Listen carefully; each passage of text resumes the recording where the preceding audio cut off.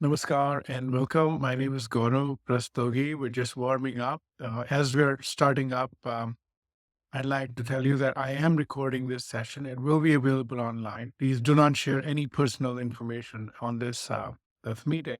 I will ask you questions. I'll ask you to ask me questions. I'd appreciate a smooth conversation either way. And so I appreciate you allowing me to record this meeting. We're going to begin in about 30 seconds.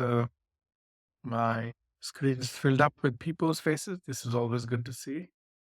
Just as a backgrounder, I've been doing this class for a few years with Chaplaincy Institute, and this time I agreed to do the class, and then I agreed to also do a class in India with another institute, and the time overlapped, and I ended up having to fly to India, ask Shay to reschedule me to Sunday, and here we are. It's 2:30 in the morning in India.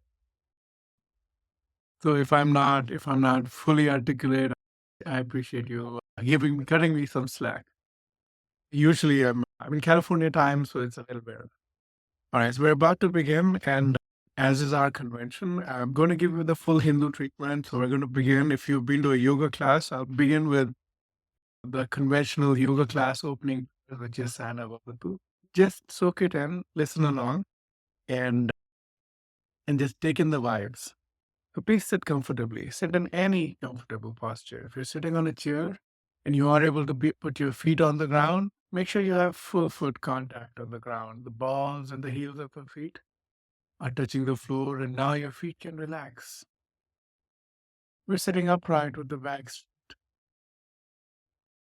Observe the weight of the body pressing into the seat and therefore into the floor below. Sitting upright but not stiff.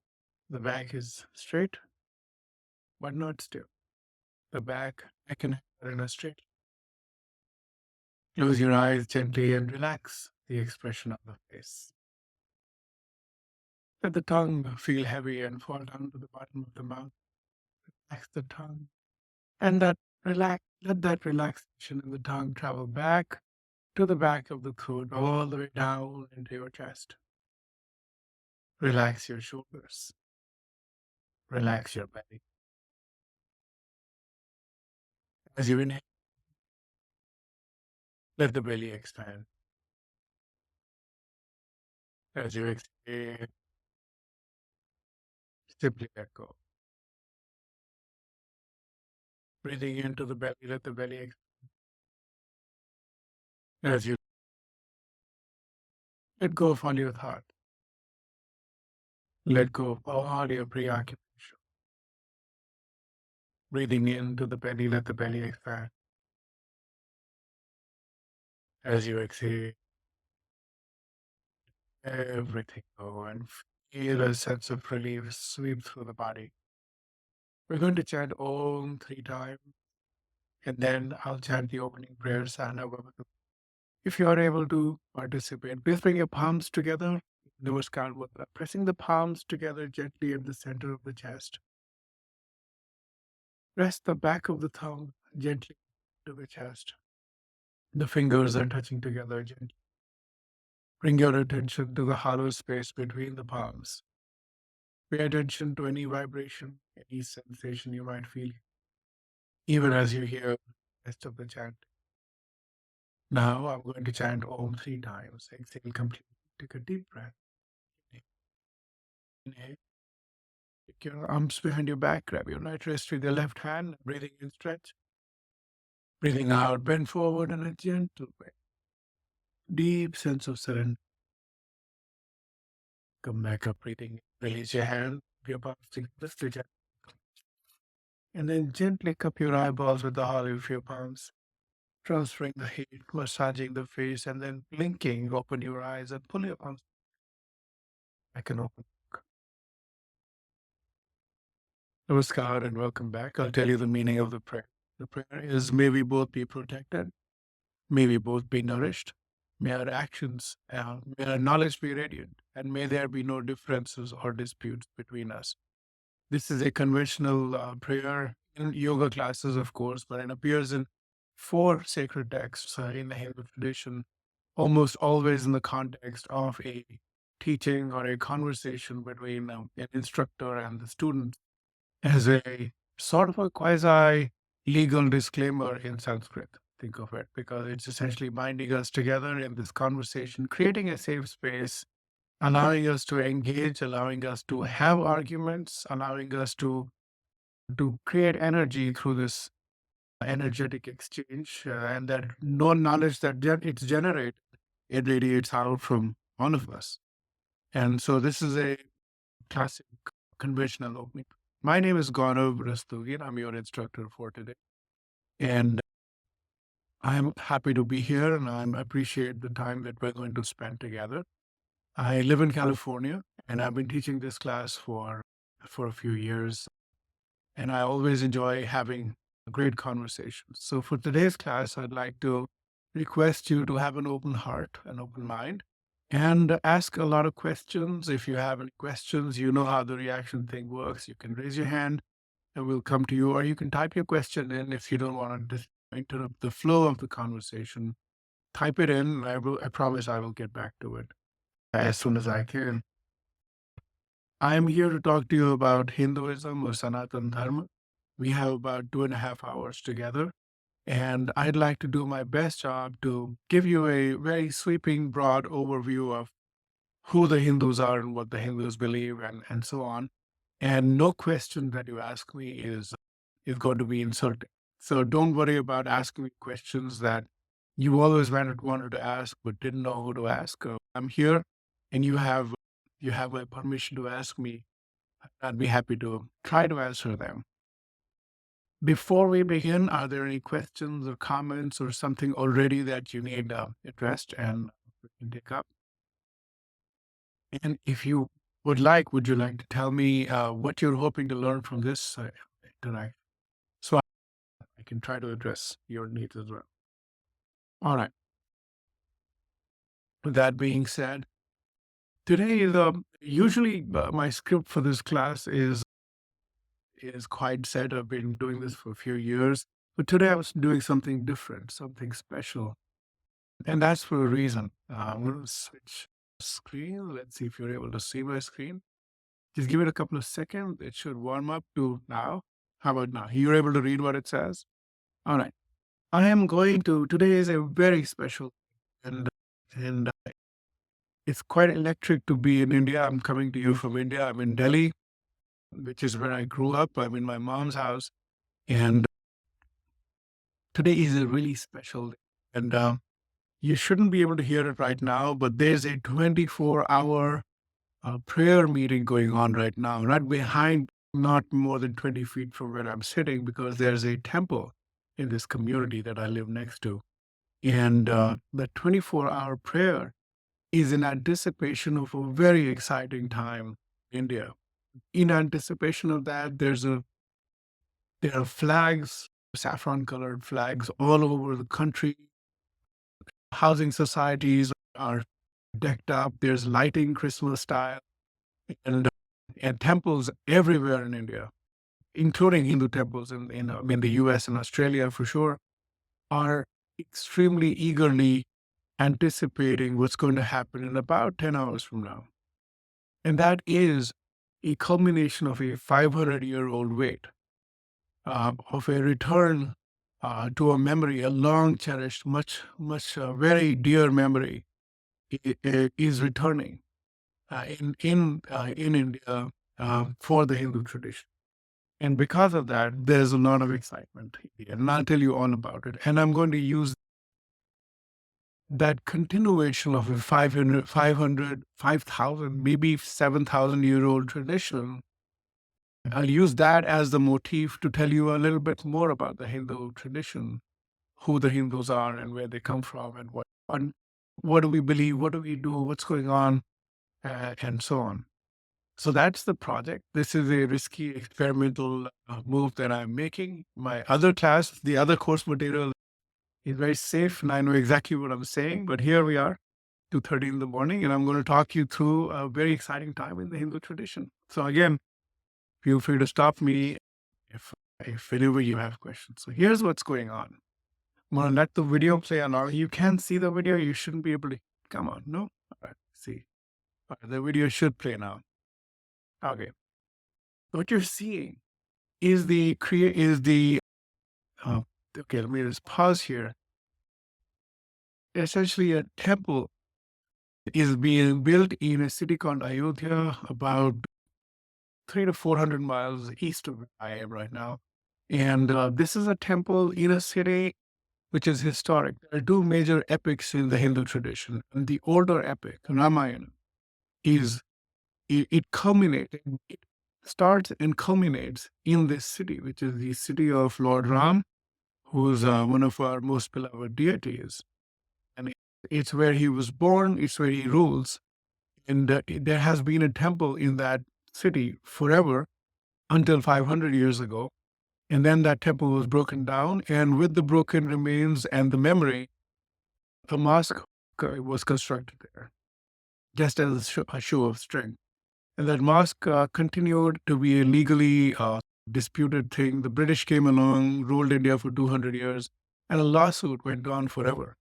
And that lawsuit finally culminated through tremendous public interest, culminated, and I'll tell you about this in a couple of minutes, in the Supreme Court of India deciding that this is a continued lived deity, and the deity does indeed reside in the location that's been cited. So the property rights, not religious rights, property rights eventually led to this temple being born. So I'm going to tell you that, but I'll let you watch the visuals and I describe it. Just you have to speak up. I can't speak you, but I can see you on this particular setup right now because I'm showing you this video.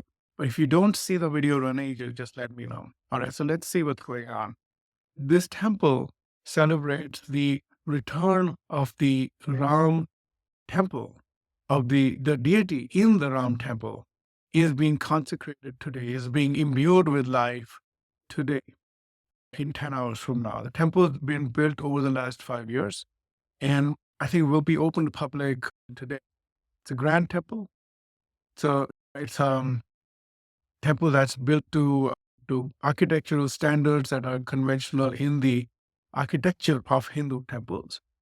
You will see that in the design, like the number of layers, the geometry of the place, the design itself, the motifs that are being used. Everything is per convention.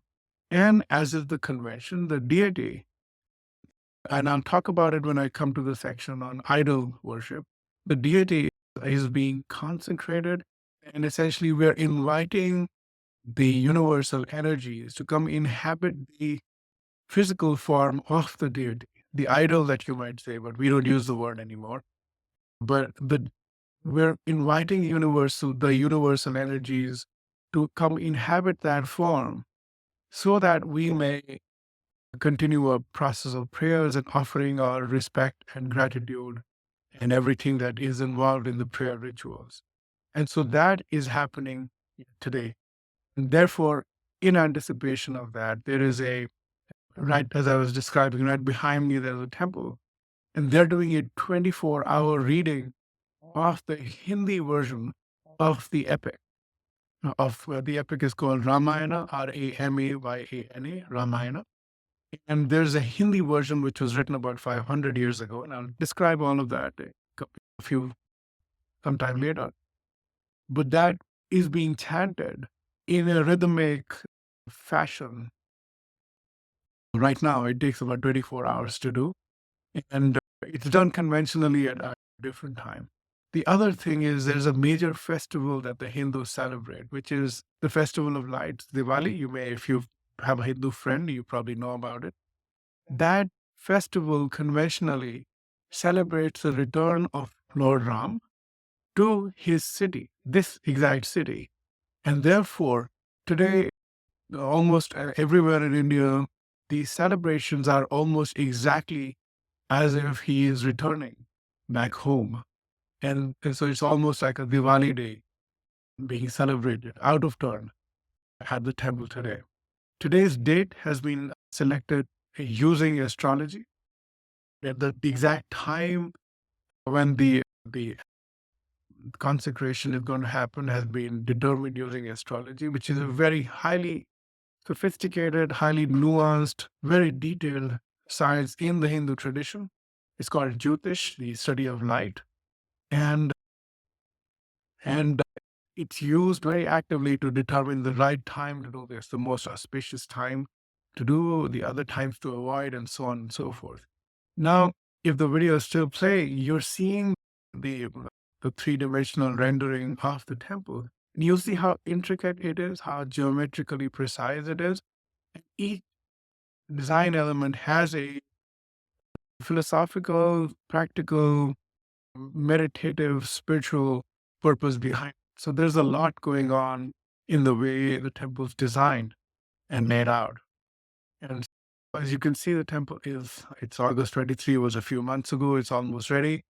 And at this point, childlike form of Lord Ram. So he's a young boy at this time. That form is the form that is going to be consecrated and will reside in this temple, which will become, of course, a major uh, religious hub for the Hindus all around the world.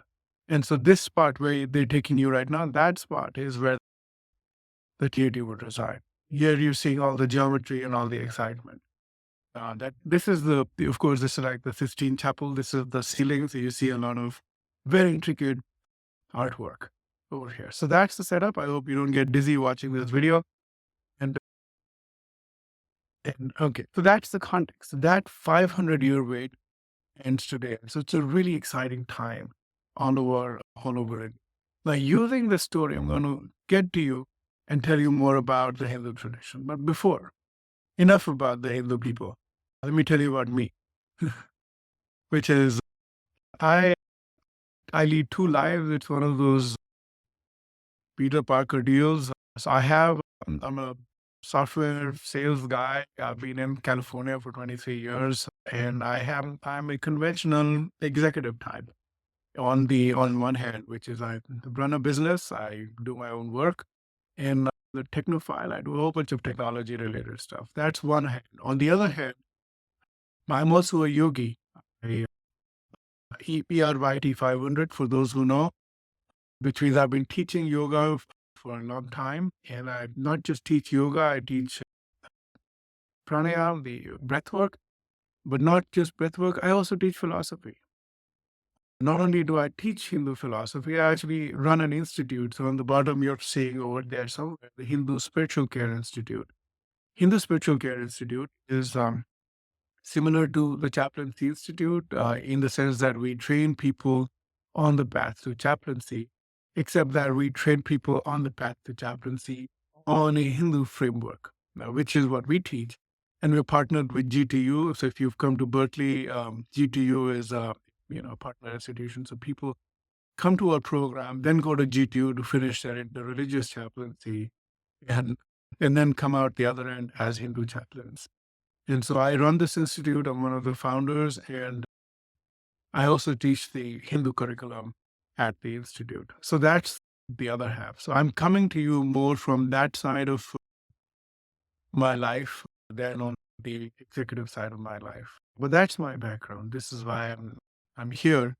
This is why I enjoy meeting you, because this is very close to my heart. I congratulate you on your decision to enter spiritual care and chaplaincy. This is a career that is very rewarding. I'm sure those of you have been doing it already. This is rewarding. And for many of us, it's a calling. It's what we're here to do. And it's good to learn it formally. Our belief is that our society now is fragmented, broken apart, and we are now, through decades, centuries of apartment living, we have come to a place where we are now apart from each other, including ourselves. We're apart from ourselves as well. We have now separated ourselves, and we've become a very dystopian society because of this. Because any human society, we're a social species. We are designed to connect. We're designed to share in the good and the bad, in the happy and the sad. And inability to connect with each other is a dystopian dream that you shouldn't ever have. It's that lack of connection creates a broken society, broken people. And what you're doing is that glue, it will reconnect us. Just being there as a human being for the other person allows all of us to connect, all of us to feel part of a human society and feel a lot more normal than we are already. And so what you're doing reconnects society, it creates a better world. And so I applaud your choice in taking up this course and this career. And I wish you all the best with what you're doing. This is truly God's work. So thank you for doing it. All right. So now back to the topic at hand. I already talked about. I give away the answer, but I'll ask you anyway. Do you know why you remember? Sentence: with great power comes great responsibility. And this is the part of the conversation where you have to unmute yourself and speak. Tell me why you know this. It is from Spider-Man movies. Who said it? Oh, this is Rob. Thanks. No, not you, Rob. Who said this? It is Rob. Hi, Rob. Uncle Ben. Uncle Ben said this. Now, isn't that amazing? If I gave you a Ben Franklin, another Uncle Ben quote, I guarantee you probably wouldn't remember it. But you do remember this. All of you do, right? So familiar. Now I ask you why. Why do you remember it? What might be the reason? Is it a great quote? Is that the reason? Or there are other reasons? How do you remember who exactly said it? You probably even remember the context. Why do you remember it? I actually don't remember it from the Spider-Man movie because I don't think I saw it. I heard that from my grandfather. There you go. Wow. That is beautiful. That's probably where it comes from, that generation. But obviously appropriated by Marvel. But for those who remember it from the movie, why do you remember it? Or the comic book? Because it becomes very powerful in Peter's life. Yes. Uncle Ben tells him, and he gets these powers.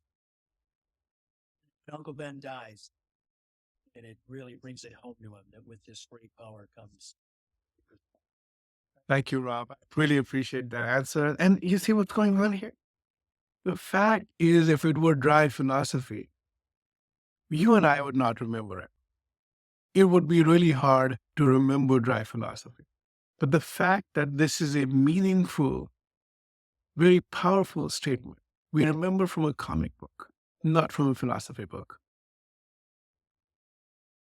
Right? And that's because we're essentially storytellers. We love stories. We're built to remember and tell stories. And stories travel over long distances in time. Not only that, stories have the power to do something else. They have the power to encase, keep safely truth that can now travel long distances, like a message in a bottle or something inserted into a coconut. Um, Mimi, sorry about that. Yeah. Uncle Ben is dead. We all apologize for giving that away before you watched the movie, but it was important to Peter, and we respect. Sorry you had to hear it this way. But the fact is, stories travel long distances over time, over generations of people, and some stories more than the others. A good story does multiple duties. Not only is it interesting, not only is it compelling, not only is it something that brings people together, it also allows you to transmit truth that by themselves would die on the vine, that by themselves would not necessarily be meaningful or memorable. And so I like to think of it again. I'm giving away the Indian in me that looks like potatoes, but it's not. These are mangoes above me right here. You see that those are mangoes. And I like to think of epics and stories as fruits, whose, in the Indian context, in the Hindu context, these are fruits. Like mangoes are fleshy, sweet fruits. You can have the fleshy part and the seed remains with you. And those seeds germinate inside us as a view of the world as a whole, not just in part, but a holistic, comprehensive view of the world, engaged in a careful and joyous dance. There is a sense of belonging, a sense of meaning, a sense of connectivity of all the things that are happening. You see the world at once, and that happens when the story is deeply embedded inside us. And for years, decades, possibly lives, it stays inside. And at some point, something happens, it germinates into these philosophical insights, into these spiritual insights, into this sense of belonging, into this sense of connectivity and purpose. All of that is being done through the means of the epics and stories in the Hindu tradition. It may be so with other traditions as well, but especially in the Hindu tradition, the reason Hinduism is alive, and there's, and I bet you hear that from other people as well, but the boast here is that this is one of the oldest living civilizations that exists. Other civilizations have come and gone. People who built the pyramids, they're not here to tell you why they built the pyramids and how. The people who built Stonehenge certainly are not here to tell us what they were doing with Stonehenge. But here are people that were sitting by the river and engaging in worship and prayer and sacrifices. And they are now, we can read what they were saying, we can chant what they were saying in the same meter because this is a living tradition. And because of that, these stories are even more important because the tradition lives through these stories. There are people from India who went after the abolition of slavery in the United States. The British and Europeans in general, but the British decided on a new way of, of getting cheap labor.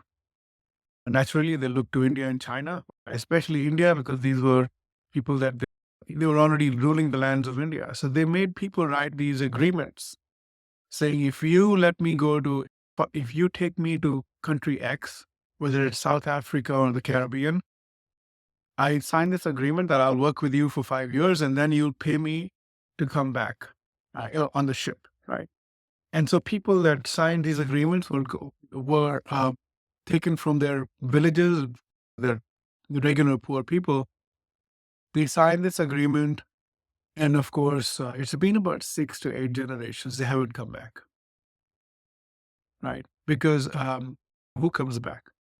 And so whatever lives they had, the point is people in the Caribbean, there are Hindus in the Caribbean, there are Hindus in South Africa that are still Hindu, that have not left their tradition and religion for other religions and tradition. And the question is why? And almost always the answer is these epics and stories. The 24-hour prayer, the chanting that's going on right behind me, even as I speak, that exact process, the chanting, the singing, the dancing, the telling of these very powerful stories, created a, the, the ability for the tradition to transmit 6, 7, 8 generations. You've heard of Mahatma Gandhi, of course. Mahatma Gandhi did not make his name in India. He made his name as an Indian, British educated lawyer in South Africa. And what was he doing there? He was representing the Indians in South Africa. This is late 1800s. So you get the idea. This was long back when they went from the shores of India and they're still Hindu. And the reason for that are these epics and stories. But why these epics and stories? And why should you care? It's not as if the religion of Iliad or Odyssey still lives amongst us. What's so powerful about these stories? Why do we tell these stories? What is the cultural and spiritual and religious importance of these stories? Coming soon. All right. I'll come to that. I'm going to pause here. We're half an hour in. I hope I'm still holding your attention. Is there anything that popped up in your head that you need addressed or answered, or an observation that you think you can share? Please go right ahead, Patricia. So I work with some nonprofits and women in in India, Mumbai, in Pakistan, things like that. But what stood out for me in meeting some of the women that were Brahmins and untouchables we were in training programs with them, is many of them were converted to Christian. So the people who are celebrating right now behind you and in the streets, is there such a thing as a pure Hindu? And then would they be the ones that would be celebrating? And then the people who, the women who, that I'm familiar with that were converted to Christians, and they speak that way. I do speak to them still from India. They consider themselves Christians. Do they cross over? Do they become learned? How does that work? Yeah, yeah. Question. Obviously, there's a lot of conversion activity going on in it. It's fertile ground because there's absolute poverty. There's a lot of misery, and misery loves company. So there's a lot of conversion that goes on over here. And people that convert, usually the experience, and again, I'm speaking off the cuff, first couple of generations, they're still holding on to their belief system, their rituals and habits, and they just swap one for the other. And so they might continue to cohere to the old family norms that they have seen. But the other interesting thing is because they live in a cultural context in India. There was a Pew survey. There are Pew surveys. A majority of Muslims and Christians in India actually believe in the idea of reincarnation and karma, which, if you're a true believer, then this completely unravels your tradition because there's no heaven or hell after death. If there's no fear of heaven or hell after death, because there's reincarnation, then what are you doing in the church and the mosque, right? Clearly, if a majority of Muslims and Christians in India believe in reincarnation and karma, then the question is, have they questioned their other beliefs? But this isn't just the case in India. All over the world, the soft power of Hinduism is all over, and you're going to see that in around you. I'll give you an example. Uh, Judgment Day, the body and the spirit will join together. Judgment will be cast. Many religions believe that. I have news for you. If 60% of the people in the United States are choosing to be cremated, you tell me what's going to join with what on judgment? Cremation is a very Hindu act. If you've seen Darjeeling Express, you know what I'm saying. And because we believe in reincarnation, the body, once the spirit has left, is of no use. You have to discard it sooner the better, so that the that the departed can move on to a new life. If you look at the whole sense of the world as a joint ecology, I've seen the hands raised. I'm going to come to you in a second. If you see the sense of the world as a combined ecological system, an ecosystem, which is a lived planet, guess what? Mother Earth is a very strong motif in the Hindu tradition. In fact, the entirety of the universe is seen as a lived singularity, not as a plurality. It's a very Hindu idea that you probably agree with. I'm vegetarian. I was born into a vegetarian family. And when I arrived in the US 23 years ago, 24 now, it was somewhat hard to find vegetarian food. But I'd be surprised anywhere in the US for sure to not find vegetarian food or certainly find sympathy for my cause in whatever place I travel to. You have probably, of course, go to a yoga class. If I say namaste, you're going to say namaste back because you heard that term. So what I'm saying is there's a gradual seepage of Hindu ideas into the popular culture. You may not think of them as Hindu because Hindus have done a terrible job at branding and explaining ourselves. But a lot of these ideas, if you had a turmeric latte at Starbucks, well, congratulations. You stepped one more step into this direction. I'm not saying your latte is religious, but the point is that Hindu ideas and notions come from a deep source, and they have expanded and reached into many different places, and so on. I'll give you another one, and I'll come to the questions. If you ever use the word, the number zero I got news for you. You have once again stepped forth into the world of the Hindus, because the number zero does not, if you remember your Roman numerals, you show me a zero in the Roman numerals. They did not have a zero. And in fact, religiously, it was considered a bad thing to look at the zero because the devil might live in it. Because there's nothing, and where there's nothing, there's the devil.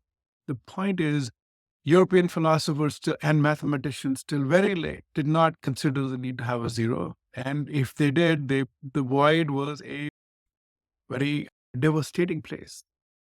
But the zero, shunya, the sense of a nothing from which everything emerges, is not just a mathematical idea. It is a philosophical idea that you must face in order to face the mathematical concept of zero, which is simultaneously nothing and everything, because if it's a 10, it's 10 times more than one, right?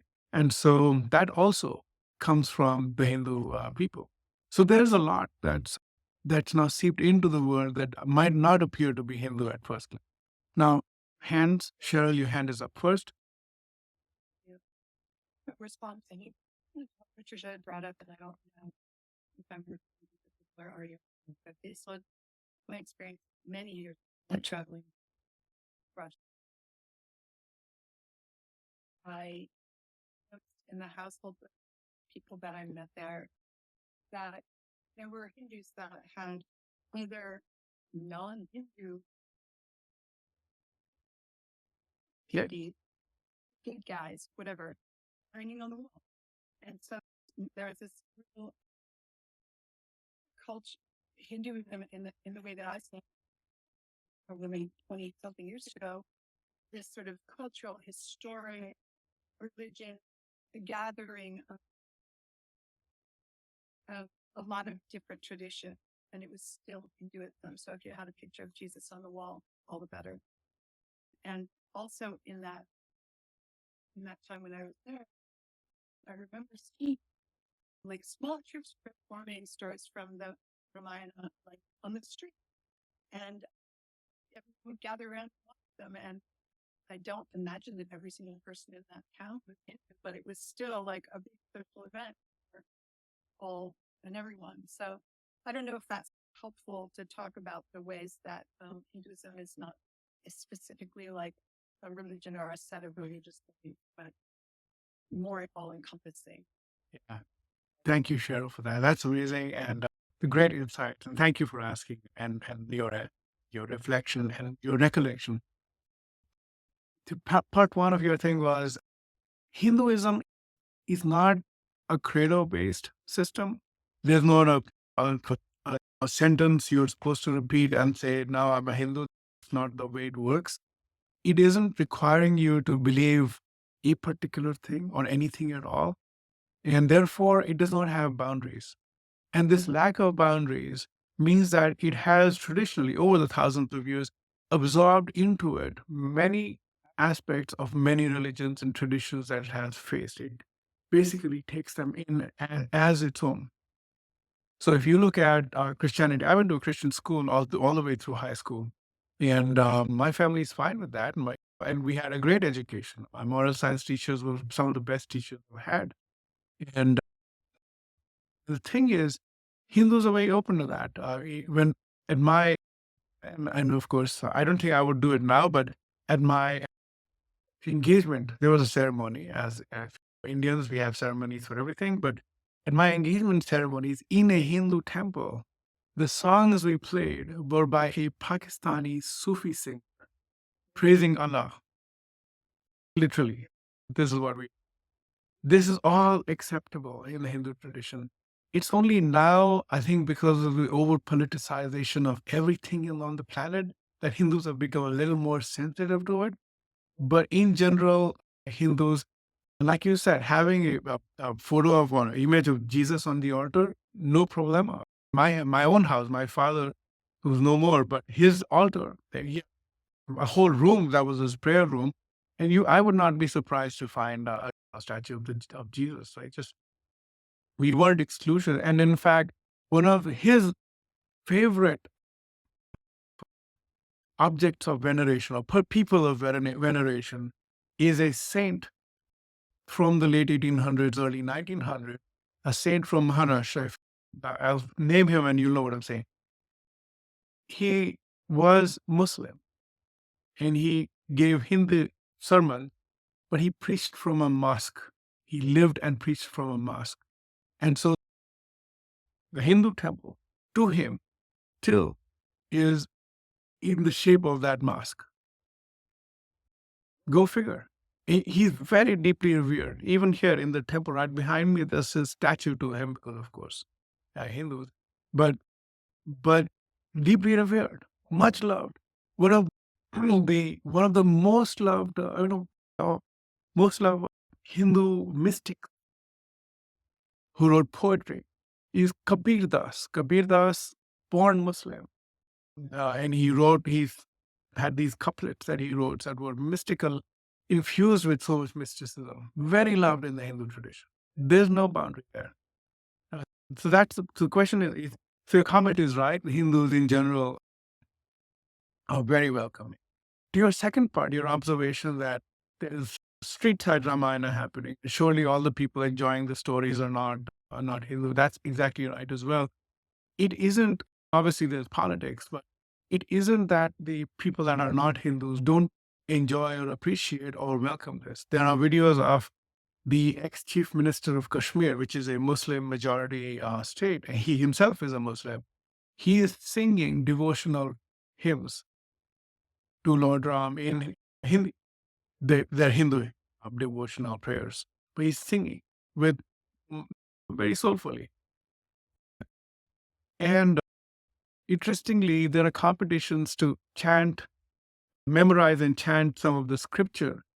And every once in a while, quite routinely though, but every once in a while, the winner is this girl, will be this Muslim girl.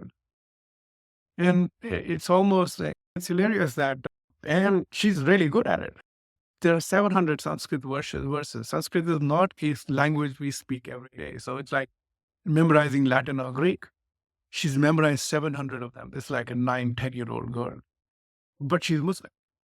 And another thing is, there's again another one of those Getty Images meme is there'd be a scooter, like a motorcycle, but a smaller version of it, with a family. It's a Muslim family because they're dressed in Muslim wear, they head to do black clothes and whatnot.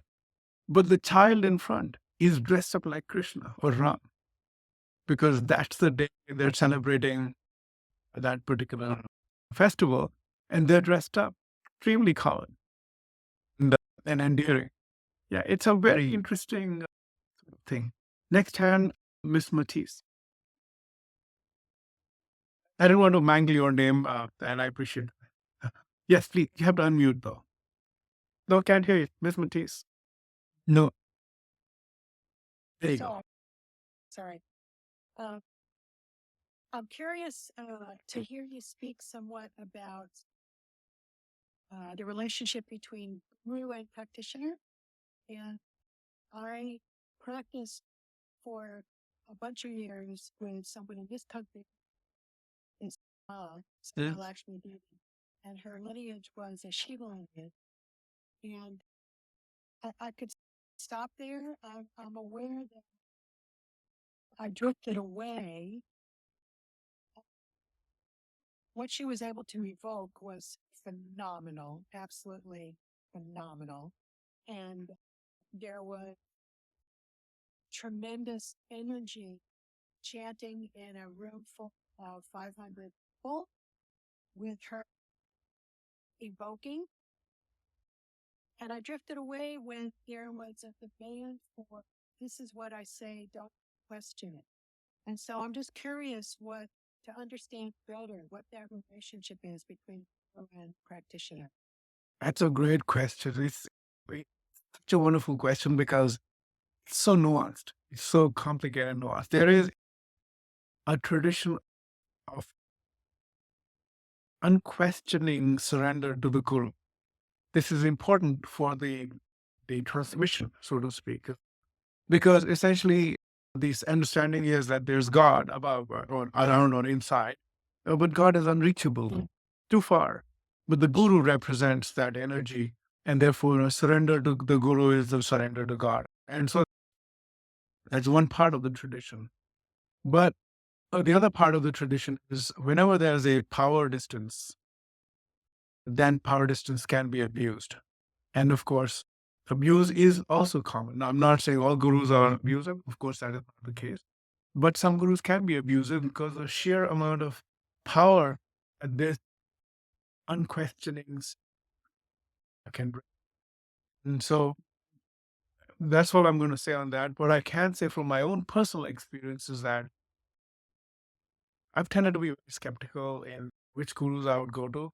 And if they are the popular pop culture gurus, I want to avoid them because I feel that they have enough followers already, and maybe I'll go to another guru that seems more personable, more authentic, less demanding, and so on. There are bullies that can be gurus. Gurus can become bullies because they get a lot of people with a lot of problems, and because that's why you go to an ashram in many cases. And so they have over the decades become bullies, but that's just them. It's not a part of the tradition. It's certainly not a requirement. Gurus are meant to be embodiment of light and energy, and therefore, usually it should be that just pure love. Ask for nothing, but just like the sun. So that's how it is. But it's one of those buyer beware deals, and you have to be very careful what system you're getting into. Sorry, I couldn't sit with my feet dangling anymore. That, on the other hand, is Alyssa. Is just to go back to that sort of inclusiveness. I'm curious whether that extends the other direction. If a religion itself is open to others, I guess, borrowing from it, to use it and not very generous. Sure, yeah. I've seen people online who are like, oh, you can't worship these gods if you're not Hindu. And I've seen, of course, lots of online pagans online very much don't worship those gods or something. And I'm just wondering what the common opinion is. Yeah, the opinion's evolving as we speak. That's a great question. Thank you for that.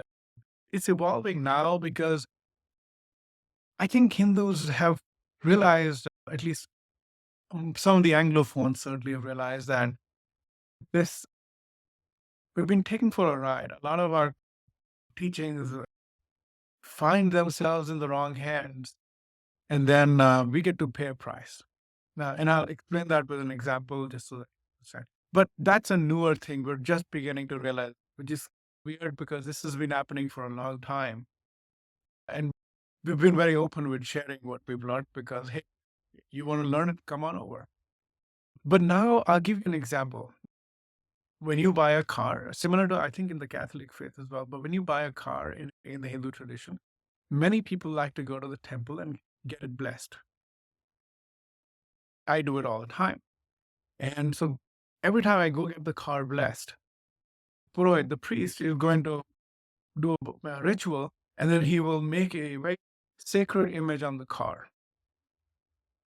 And being a bald-headed person, driving a car with that symbol, I guarantee you I will be seen as a racist skinhead. Why? Because guess what that symbol is? It's a swastika. Now, we have nothing to do with Hitler. We have nothing to do with his program.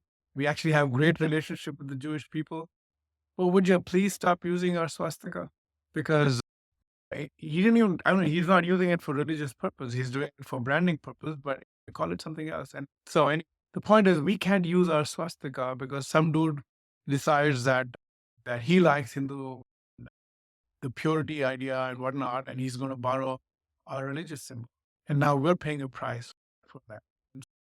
That's an example of appropriation gone wrong. I'll give you another example. It's just, there was this documentary about this cult on Netflix, as one sees documentaries on cult all the time, but on this particular cult, completely Western, like this like American guy, his American wife, and has nothing to do with Hinduism, like zero, nothing. But you see his sermons. This is a cult that he's running. You see his Zoom sermons, because of course, on his back wall, he's got a library of walls, as one does. But only two books are shown not with the spine, but to the face. And both those books are Hindu books. Autobiography of a Yogi, for God's sake, and the Radiant Sutras. And my question is, my friend, if you had to steal, why this? And then they're oming in, they're oming out. I'm like, dude, if you're not going to use the whole Hindu thing, you're doing your own cult, would you stop using Hindu material? Now, I can rail against it, but the point still remains Hindus have not been, we're not stopping, we're not suing people from doing this sort of stuff. But a few people have realized that this transmission doesn't quite work, which is why I do what I do, which is if you want to talk to a Hindu, let me talk to you. Let me tell you. I think I'm articulate enough. I can explain what's going on versus having somebody else mansplain for me and so on. So anyway, I don't know if I answered your question or just I just went into a stream of consciousness. Well, I appreciate that. That was really helpful. But the cultural thing is very strong. And I link it back to another question that somebody else had. Hindu gurus are extremely popular now on thanks to the wonders of YouTube. And so I meet Muslim people, Christian people, and Muslims I'm even more surprised by because they listen to him. This is Sadhguru, for those who know. He's extremely popular. They're listening to his lectures and talks. Swami Sarvapriyananda Nanda in New York, extremely popular on YouTube, and a massive fan following. So yeah, I mean they're happily sharing their stuff. It's all good. Any other questions or comments? Yes, another hand. Alita, I don't know if you're mute. Okay, yes. Good. So, thank you for sharing about the temple. I just love to watch it over and over again. My dad was an architect.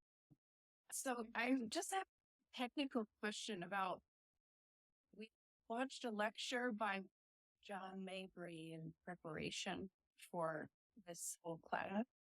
And what I remember learning, maybe it was in his presentation or maybe reading, theologically, he basically saying that Sanatana Dharma is the more correct label for the practice, and that Hindu calling someone a Hindu doesn't really. I just didn't understand what I calling the because I'm hearing you say so just like is it more like cultural versus religious, or I wanted to know, get clarification on that. You. I was going to give you a pop culture reference. It's a religious class, so skip that. I was going to say, just, you can call us anything, but don't call me Shirley. So that's an airplane reference from the 70s. Hinduism is this is a relatively new phenomenon. I grew up being a Hindu, and that was all good. And now, because I now speak in Hindu circles and interfaith circles, I have now come to take the position that you're describing. That we see ourselves as Sanatana Dharma, and I'll coming to that in just one slide. But is that the more correct? It's hard to say. It's like saying champagne is wine, which is true, but from the Champagne region. Hindu is a geographical marker. It describes the people of the land next to the river Indus. That's how the term Hinduism comes, which is people of the Indus River. And then, which is what the people in the West, and our West was Greece, right? So the Greeks were calling us Hindus or Indos. And that name is what we use as Hinduism. But now that we don't just live in India, I guess you could call it something else. And the term we use is Sanatana Dharma. But again, this is a relatively newer phenomenon from what I can tell. I don't disagree with it. I'm just saying that it's newer. Let me see if it is in one or two slides. It should be coming up. It will come. But thank you for that question. Any other questions or comments? All right, we'll take a break in another 15, 20 minutes so that you can Just a buy break. Hold on. All right, switching slides. This will take a couple of seconds to stabilize. We were here. Okay, now the question is why this epic? And I will tell you the story as well, but I'll tell you why this epic before that, which is there's a deep understanding in the Hindu tradition of what's called Shreyas and Preyas, the good and the pleasant. We are born with a capacity for selflessness, but it must be invoked through example and initiation to the spiritual realm. And this is an important part of why this epic is important. In fact, it is the central theme, the reason why this epic needed to be both the major epics in the Hindu tradition, Ramayana and Mahabharata, are written as itihasa. Itihasa literally means, and this happened. And these are not historical records. Let me just restate that for you. They're not written at a later time describing the oral tradition and then saying, here's what was being said. We do have those stories, they're called Puranas. These two, the way they're written contemporaneously. Essentially, they're written by people that are also eventually they're going to be actors in the story that they're actually writing down, which is the interesting part. The story of the Ramayana is told specifically because, and the backstory goes that this is, you can again, your mileage may vary, but this could be 5,000, 7,000, or 14,000 years ago, depending on which person you ask. If you ask the British, the world did not happen. The world was created 4,000 years ago. So for them, that's as far as you go.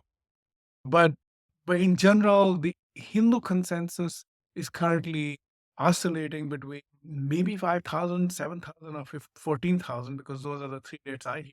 But it doesn't matter. At that time, the social society was disintegrating like now, where moral standards were falling. People were becoming less socially alert, so to speak. And so the question was asked, how do I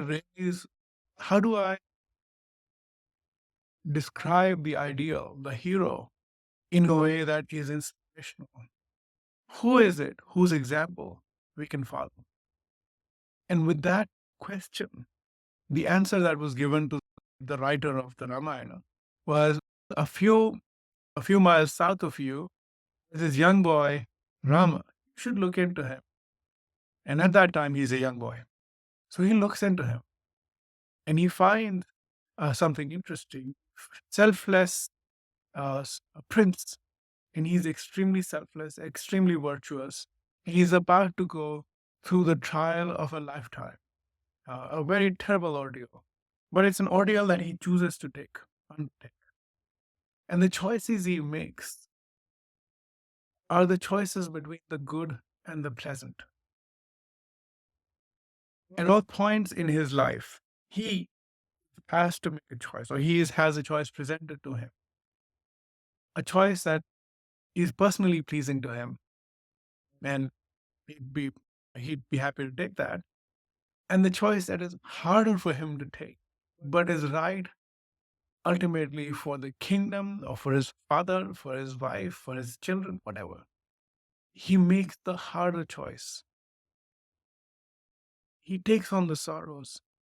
He goes through all the ordeals. He does it because it's the right thing, not because it was the pleasing thing. And that example of the ideal father, son, brother, husband, that example is what was needed to be communicated in the form of the story of the Ramayana. And that's why the story comes to us. Because, like now, moral standards were falling, and a hero needed to be shown as an example, which is why great power comes with responsibility, right? Heroes have to be told stories about. And this is a story about one such hero. In that telling of that story, he is godlike in his qualities, not like powerful, not at all, very human in his power, uh, good archer, of course, but not necessarily demonstrating divine power in many ways. But in the subsequent retelling of the story and embellishments, and over time, he is seen as a coming down of the divine energy. Coming down, there's a word for it. Good news is, you all know that word. It's avatar from the movies. And so he is seen as an avatar of Vishnu, that which pervades it, and revered as a deity. And that's why there's a temple to him. Not because he's a famous ideal king, we have many of those, but also because he's seen as a divine, an embodiment of the divine, and personification. Now, in the Hindu tradition, there's two ways that can happen. One is a coming down, which is avatar, and the other is a rising up. Through your initiation, through your discipline, you rise up to the standard of the divine. Both are possible, both are equally acceptable. End result is the same, that you're essentially channeling divine energy, and that's what makes you special. Now, that being said, this is that story. This is the story of selflessness. And so this is an enduring epic. I was telling you this backstory. So Sage Valmiki, by the way, he has his own backstory, of course. As you would with any epic, every backstory has a backstory. In this case, Valmiki is the ordinary criminal type guy. He's out doing criminally things, and then and this sage who is about to visit him in this particular painting that you're seeing, he asks him, "So you're doing all this criminally things. Why do you do it?" He says, "I do it for my family." He said, "But you're doing things poor outcomes, right? In terms of bad karma. Does your family partake of your bad karma?" He says, "I don't know. I'll ask them." He asks them. They say, "No, if you're killing or murdering, well, it's on you, my friend. You need to feed us. That's your job. And if you're doing any killing or murdering, it's on you. We're not taking any of the bad karma." At that time, he gets religion, so to speak, and he quits everything, becomes an ascetic, sits at a place to meditate. And when he sits, a termite mound grows on him because he's just sitting still. Valmiki literally means termite mound, so that he's named after that term. That's the backstory. So then he's a famous sage by this time, and he wishes to improve the standards of the society, and he inquires about, and sage Narada is telling him this story, which is what you're seeing in this. And this story, later Valmiki becomes a part of the story, but that's for later. But essentially, this story. So, what is the story? The story is really interesting. So, this is a series of stamps that came out. I'm going to go right in and zoom into a few stories. Now, a few things you need to know is, in the Hindu iconography, Ram and Krishna, and if you've seen the Hare Krishna, they look like me, but singing and dancing. The Hare Krishna, so Ram and Krishna are both shown as blue skinned because they are embodiments of Vishnu, who is blue skinned. He lies there in sort of divine sleep in the ocean of milk. So anyway, so he is here. Here he is. This is how the story begins. This particular stamp series begins. This is Indian stamp, and he is here seen as, there's a contest in near Nepal. There's a contest. He's done his education. He's a young man, maybe I don't know, maybe like 15, 16. And there's a contest up north in Nepal.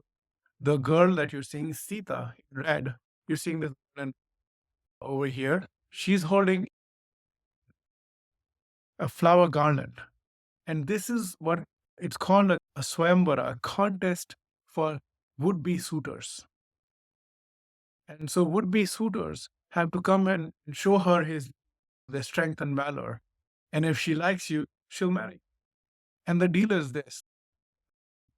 So the contest that they have, this extremely heavy bow is sitting there. You have to pick up the bow and then pull it, tightly wind the string around it, and then the bow is strung. And all the kings and all the princes in the land come and try their hand, but they're unable to lift this. But Ram comes in and with effortless ease, picks it up, ties it up, undo. And therefore she chooses him. She chooses him as her suitor, and they're happily married, but not for long. And so this is all right. So this happens. Then, as it turns out, his father, who's now aging, so his father has 4 sons from 3 wives late in his life. More backstory, but I'm going to skip that. But essentially, he is now aging and he needs to now hand over the kingdom. His son has now reached come of age. His oldest son, primogenitor, he has reached where he should now pass the kingdom. So he's about to do that. But his third wife, with the third oldest son, she says, "You remember how way back when you made me a promise?" He says, "Yeah." Kind of time to pay back on the promise. He says, "What is it?" She says, "You made me 3 promises. So the promises are going to be, you're going to send Ram out into the forest. You're going to make my son the king." And there's a third promise, which I don't remember. Possibly because the king fainted, but I don't know. So anyway, so he's made this promise, and Ram is up. And he doesn't know this. So when he comes back, his father is basically saying, "You know what? This promises. We made this promise. I can't do this. This is terrible. So you know what? Never mind the promise. I'm going to give you the." Ram says, "Promises are promises. Man got to keep his promises." And so here is he asking his father to let him go into the forest, and his father is now distraught, crying, weeping, and telling him not to go. But go he does. He goes and he goes away into the forest. As he is going into the forest, his newly married young wife, beautiful, says, where do you think you're going? Where are you going?" He says, "I'm going to the forest. I have this 14-year thing to do, but hey, princess, never mind. You stay here. It's all good. I'll come back." She says, "No, I'm married to you. And if you're going to the forest, I'm coming with you." And while he's saying, having this argument, his younger brother, number 2, comes and he says, "If where are you two going? If you're going to the forest, I'll come along with you." And so reluctant, Braham says, "All right, come on," because he has no other choice. And so the 3 of them head into the forest, and everything's all right. He's now given up his kingdom. Let's see if I see that. He's given up his kingdom. Oh, there he is. So he's given up his kingdom. He's walked away into the forest, and he spends 13 relatively peaceful years. Brother number 3, you remember him from his mother. He hears about this when he comes back to the country, and he realizes that this thing has happened. His mom's done something terrible. So he doesn't want any of this. He doesn't want to have no truck with this. So he goes to Ram. Here you are seeing him. Goes to Ram and he says, "Will you come back?" Now you see, Ram is not clad like an archer or like a king. He's a regular forest dwelling ascetic in this particular one. And he's saying, "Brother, will you come back and take the king?" His brother says, "No, I can't. Promises are promises." By the way, their father dies out of sadness immediately afterwards. So because he dies of broken heart. So his brother now says, "Look, I need you to rule. This is your kingdom. I can't do it." So he says, "All right, give me your slippers. These wooden slippers, clogs that you're seeing over here. These are put on the throne. And in his stead, the slippers are ruling in his behalf." That's what happens to the kingdom. Meanwhile, Ram and his wife and younger brother are now serving the sentence. As part of this, they meet many wonderful people, including this boatman, who, this is a very touching, wonderful story. You don't have time to get into it, but it's a very wonderful story about this person who's taking him from one side to another and does not take any money from him, because he says, "Look, in our business, if you're from our tree, we can't take money from you. We cannot take money from you. And here I take people from one side of the river to the other side. You take people from this side to the other side of the afterlife, which is you're taking them to the Hindu version of heaven. And so you and I are in the same business. I take money from."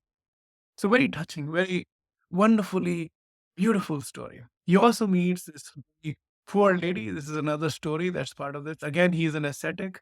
This poor lady, the point of these stories, he is still very loved by the people. And so he's out there and she wants to give him the sweetest berries. He doesn't know if the berry is sweet. So guess what she does? She's eating the berry here. She's biting into it. And then she's giving him the berry, right? And he's still having it. He's a kid, doesn't eat half-eaten fruits, but he does here out of his love. And that's another story. All right, we're moving along. Much more terribleness happens. Essentially, this is in the almost the last year. Almost the last year, his wife is stolen away by this demon, this very powerful and very intelligent but very egotistical king in Lanka, which possibly could be Sri Lanka of modern times, but possibly could be others.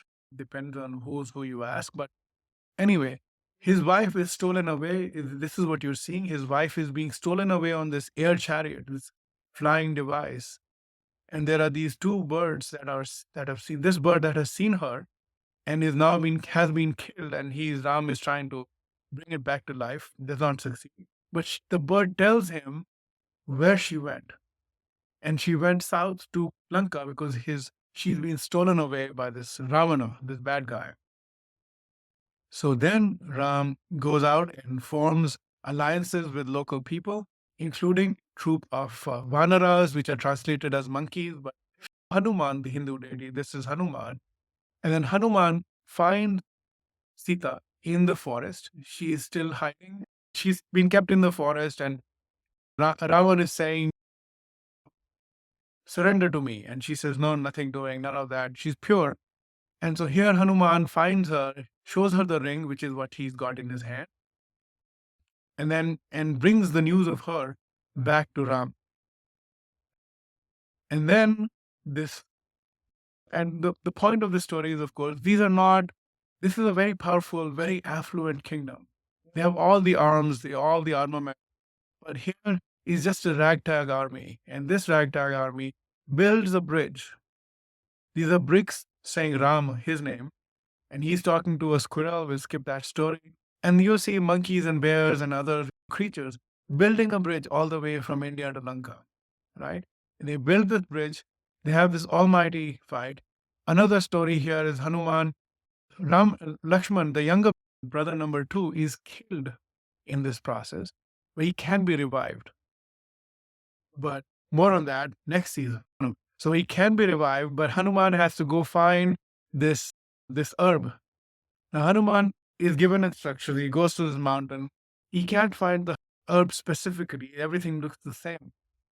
Of course, he's all powerful, and he has yogic powers. He takes this entire mountain, flies it back. He says, "You find the herb. I brought the mountain for you." And this is what's going on in this particular episode. Okay.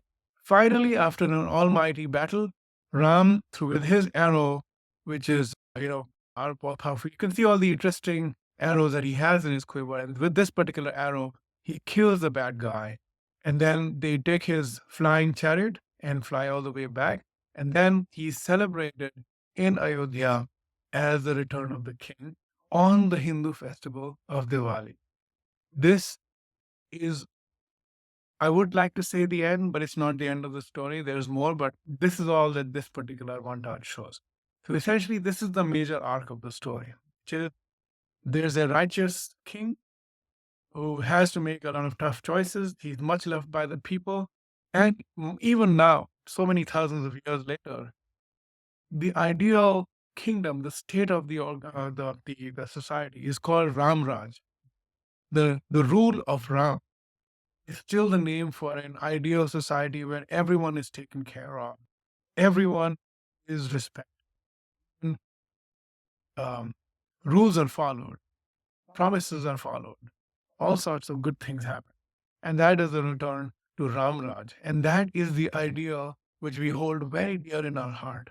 So dear that even after hundreds, thousands of years ago later, we still remember this fondly and we wish for it to come back. An ideal society where people do what they're supposed to. They do what they promise. They follow the law, and they respect each other, and they take care of everything. not just human, but even non-human, which is why he saw squirrels and others. And the bird. He's taking care of the entire population. In the Hindu tradition, this is called praja. The citizenry is called praja. Praja literally means that which has been born, which isn't just human. Anything that's been born is considered part of your responsibility. You have to look after them. Your stewardship does not stop at the humans, extends to every living creature. And so the question here, of course, is here is an ideal student, son, brother, husband, friend, master, king, father. And therefore, what would Ram do? So you see the G scratched out because I'm borrowing now. What would Ram do? Because this example, it elevates our thinking. It elevates us to think not for what's pleasing to me, but what's right. And what's right may not always be what's pleasing.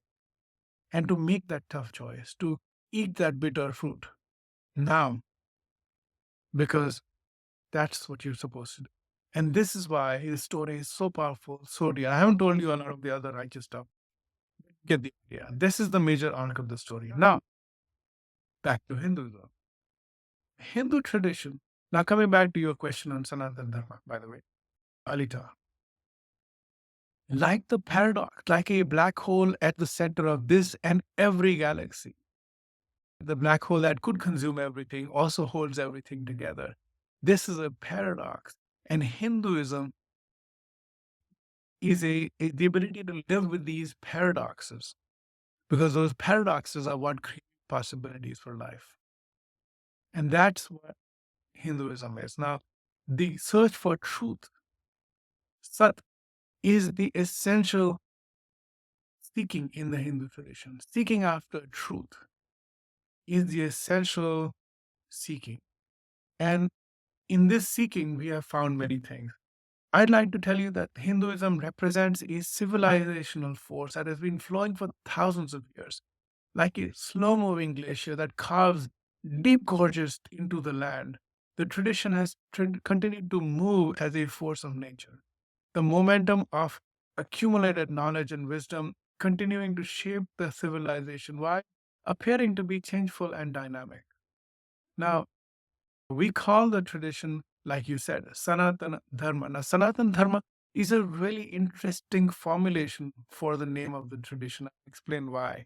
Because it contains within it the sum of the knowledge about the universe, not just the number 42, but everything and beyond the universe, something that's always in a state of flow. Now, the thing is this, if I give you a truth with a capital T, which is a truth, this is a truth. And that's a truth. That's always true. But there's also truths that are true in context. For example, if something is, what day of the week is it? And you might say, it's Sunday. Good. It is Sunday. For you, it's Monday for me.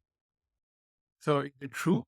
It's true. But your truth is your truth and my truth is my truth. And they cannot be reconciled into a single truth. It's just the way these things work. And so once you understand the presence of a unchanging truth and the presence of a changeful truth, which is not smaller by any means, it's just more dynamic. Within that spectrum, you have now contained everything there is. And that is literally what the word Sanatana Dharma means. Sanatana means that which is always true beyond time. For example, my name is Gaurav Rastogi and I'm here. But is my name Gaurav Rastogi? Has my name always been Gaurav Rastogi? Before I was born, I was nothing, not certainly this name. Right? So clearly, could not always have been Gaurav Rastogi. And once I die, this name will also die with me. And so I'll become somebody else. And so the truth of my name is that this particular name and form is transitional. It is a name that I've taken for convenience so that you can address me. It is still true, but only in the context of who I am and where I am. But it won't always be true. There's another truth beyond this, outside of this, but that has to be outside of space and time.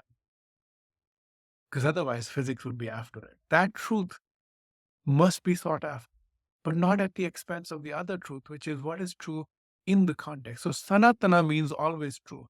But Dharma is a very complex word. But in this case, it means something that is dynamically true in space, time, and context. The right thing to do depends on who's asking and why they're asking and what needs to be done and what my role is in this particular frame and so on. So the words Sanatana Dharma include imagine a wheel. The center of the wheel does not move, but the edge does move. And that's the visual that I'd like you to take with you. Sanatana Dharma includes the entire wheel, not just the center, not just, if I just had the center, I would say all of this work is illusory. It doesn't exist. There's no truth to this. So get away from this world and do whatever the heck you want, right? That's one way of looking at it. The other is to say the material world, like Madonna famously said, we aren't in the material world. You might take the reality of the material world for all there is, which is a tentative provisional truth. But there's a truth which combines both of these truths. Recognizing that is Sanatana Dharma. Alita, your hand is. Oh, I just wanted to clarify. It sounds like what you're talking about is non-dual and absolute existing both, that we take both in our understanding, that there's absolute one and there's a non-dual data, right? There's a relative reality and an absolute reality. So the non-dual for us, by the way, what you're defining, Alita, thank you for that, is the definition of yoga. The ability to take both these reality into a singular perception is the process of yoga, not the postures that you might do at a studio. But the meditative and spiritual part of yoga is this, which is joining the relative subjective reality to the absolute non-dual reality. Joining those two together is the process of yoga. Taking both of those in, yes, that's what I'm describing. All right. So the thing is, Hinduism has always been a search for this complex truth that cannot be reduced into binaries. Also, Hinduism has, even before the existence of gods and deities and stories, the oldest hymns that we have in the tradition, hymns as in HYMNS, hymns, are actually questions that pertain to order, which is that nature seems to be non chaotic, seems to be rhythmic. And the word rhythm is the same word you're seeing on the screen on right now, which is rhythm. There is rhythm. You plant seeds in fall, they flower in spring. That's just the rhythm. This is how nature works. And understanding that and understanding the source of that rhythm. In my other version of this particular class, I bring an avocado. And those of you who shop at Costco know that the Costco avocado bag is a lethal weapon. You can throw it at someone and they will be damaged for life, right? When you buy those avocados. But then a few weeks, possibly months later, I never know, they ripen. And the question I ask rhetorically, of course, is who ripens the avocado? That's the questions that the people who later became Hindus, asked at first, which is what's going on with this avocado business? Who ripens the avocado? Is it the Bluetooth signal or some sort of onboard software? Or there is just some order in the universe and the avocado knows when to ripen? And the answer is it must be some of the last ones. No, it's certainly not a Bluetooth signal in the avocado. And that means that there is some sort of order, and we must investigate this order. This search for order leads us to the design, to the ultimate source of this consciousness, this reality. And that's when we come to divinities that have names and forms and look anthropomorphized like human beings. All of that descends from this question. That's what you the Costco back of avocado incident. All of this philosophy. What that means is we do not have lawgivers or prophets. We do not have formal or sort of a formal articulation of these timeless laws of behavior in that sense. It isn't that someone went up a mountain and came back with two tablets, no, one tablet with rules. It doesn't that at all in our tradition. Why? Does that make us a lawless tradition? Those of you who've come to India might think so based on how we drive here in India. It's all lawless. The question is it all lawless? Is it a do what you want society? Well, will there be chaos because there are no laws? We don't follow laws. No, it's quite the opposite. In fact, the search for timeless truths and contextual truths creates a dynamic and resilient society.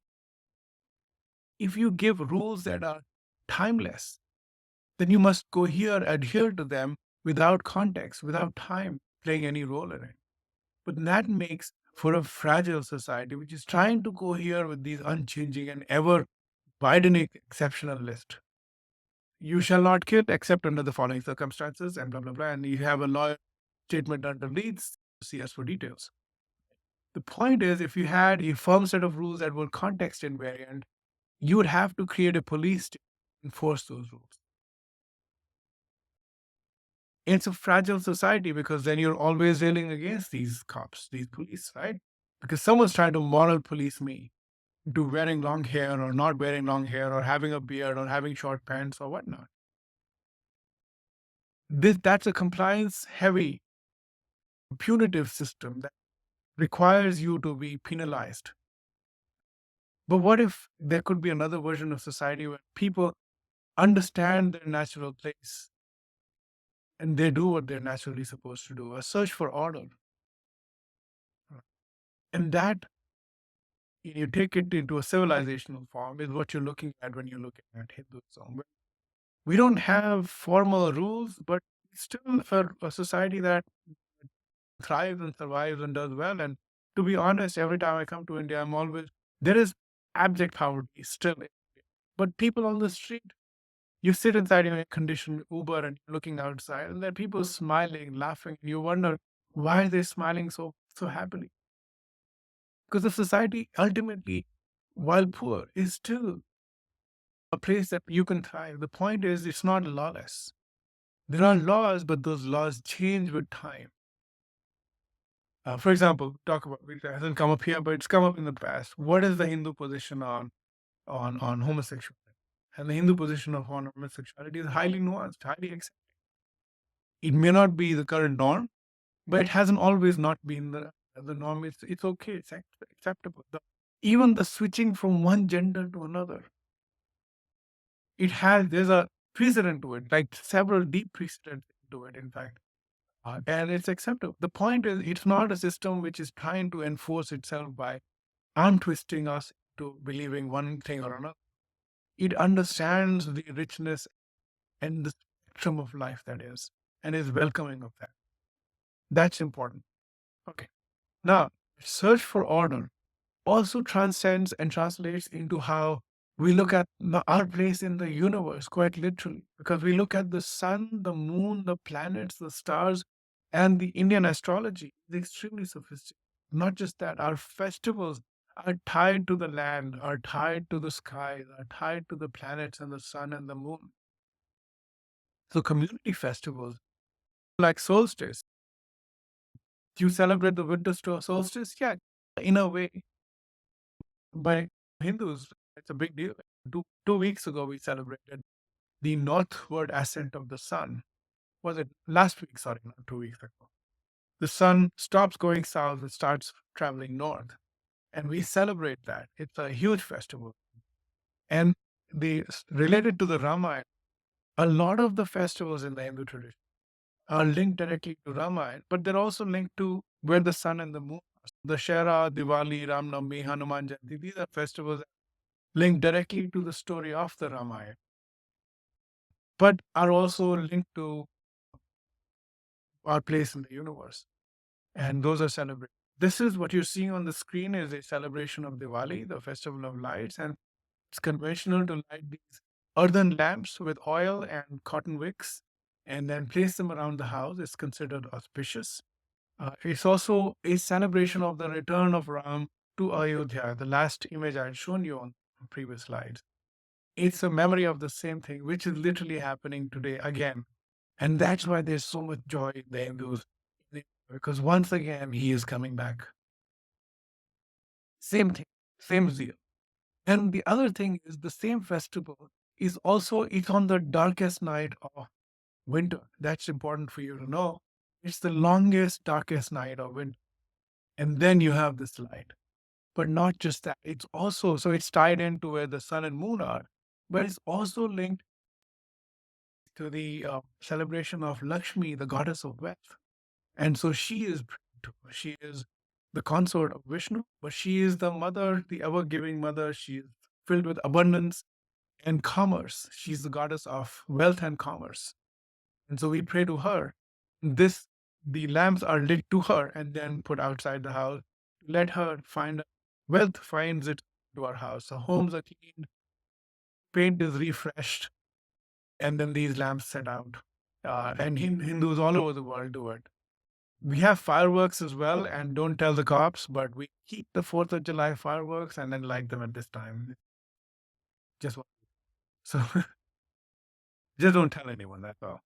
So so this is a big festival. It's linked to the story of Ramayana. And but in what's happening today is also a return of this long held memory. The demolition of Hindu temples, of course, is legendary. Thousands, tens of thousands of Hindu temples were demolished. Very affluent. These were found in the ruins of the mosque. But there was a denial of history. A denial of history where people said, "Oh, there was nothing. Oh, this is a mythological story. It's just a story, pish posh." Or there was never a temple. That gaslighting that you might say. So there has been an entire industry of historians that have gaslit Hindus saying, "Oh, there was nothing." It's just resurgent Hinduism that is, just making stuff up. That's been the what in India is called the Marxist historian, but essentially the gaslighting. But then when they actually finished the lawsuit, and I'll come up to the lawsuit in one more slide. When they finished the lawsuit and they started, these pieces of art came out. Now the question is, what the heck are these historians saying that there was nothing? There obviously was something. We remember it, and now there are these beautiful artworks that have been found. And this isn't just this temple, the Krishna birth temple. Similarly, even now, it's half temple, half mosque. It is a It was done to spite the Hindus. In Kashi, Banaras, the Shiva temple was converted into a mosque, and only recently did the court say, "All right, fine, we can do an archaeological analysis." Guess what they find? They find that this was a temple. No, no, as they say pardon my French, no shit, Sherlock.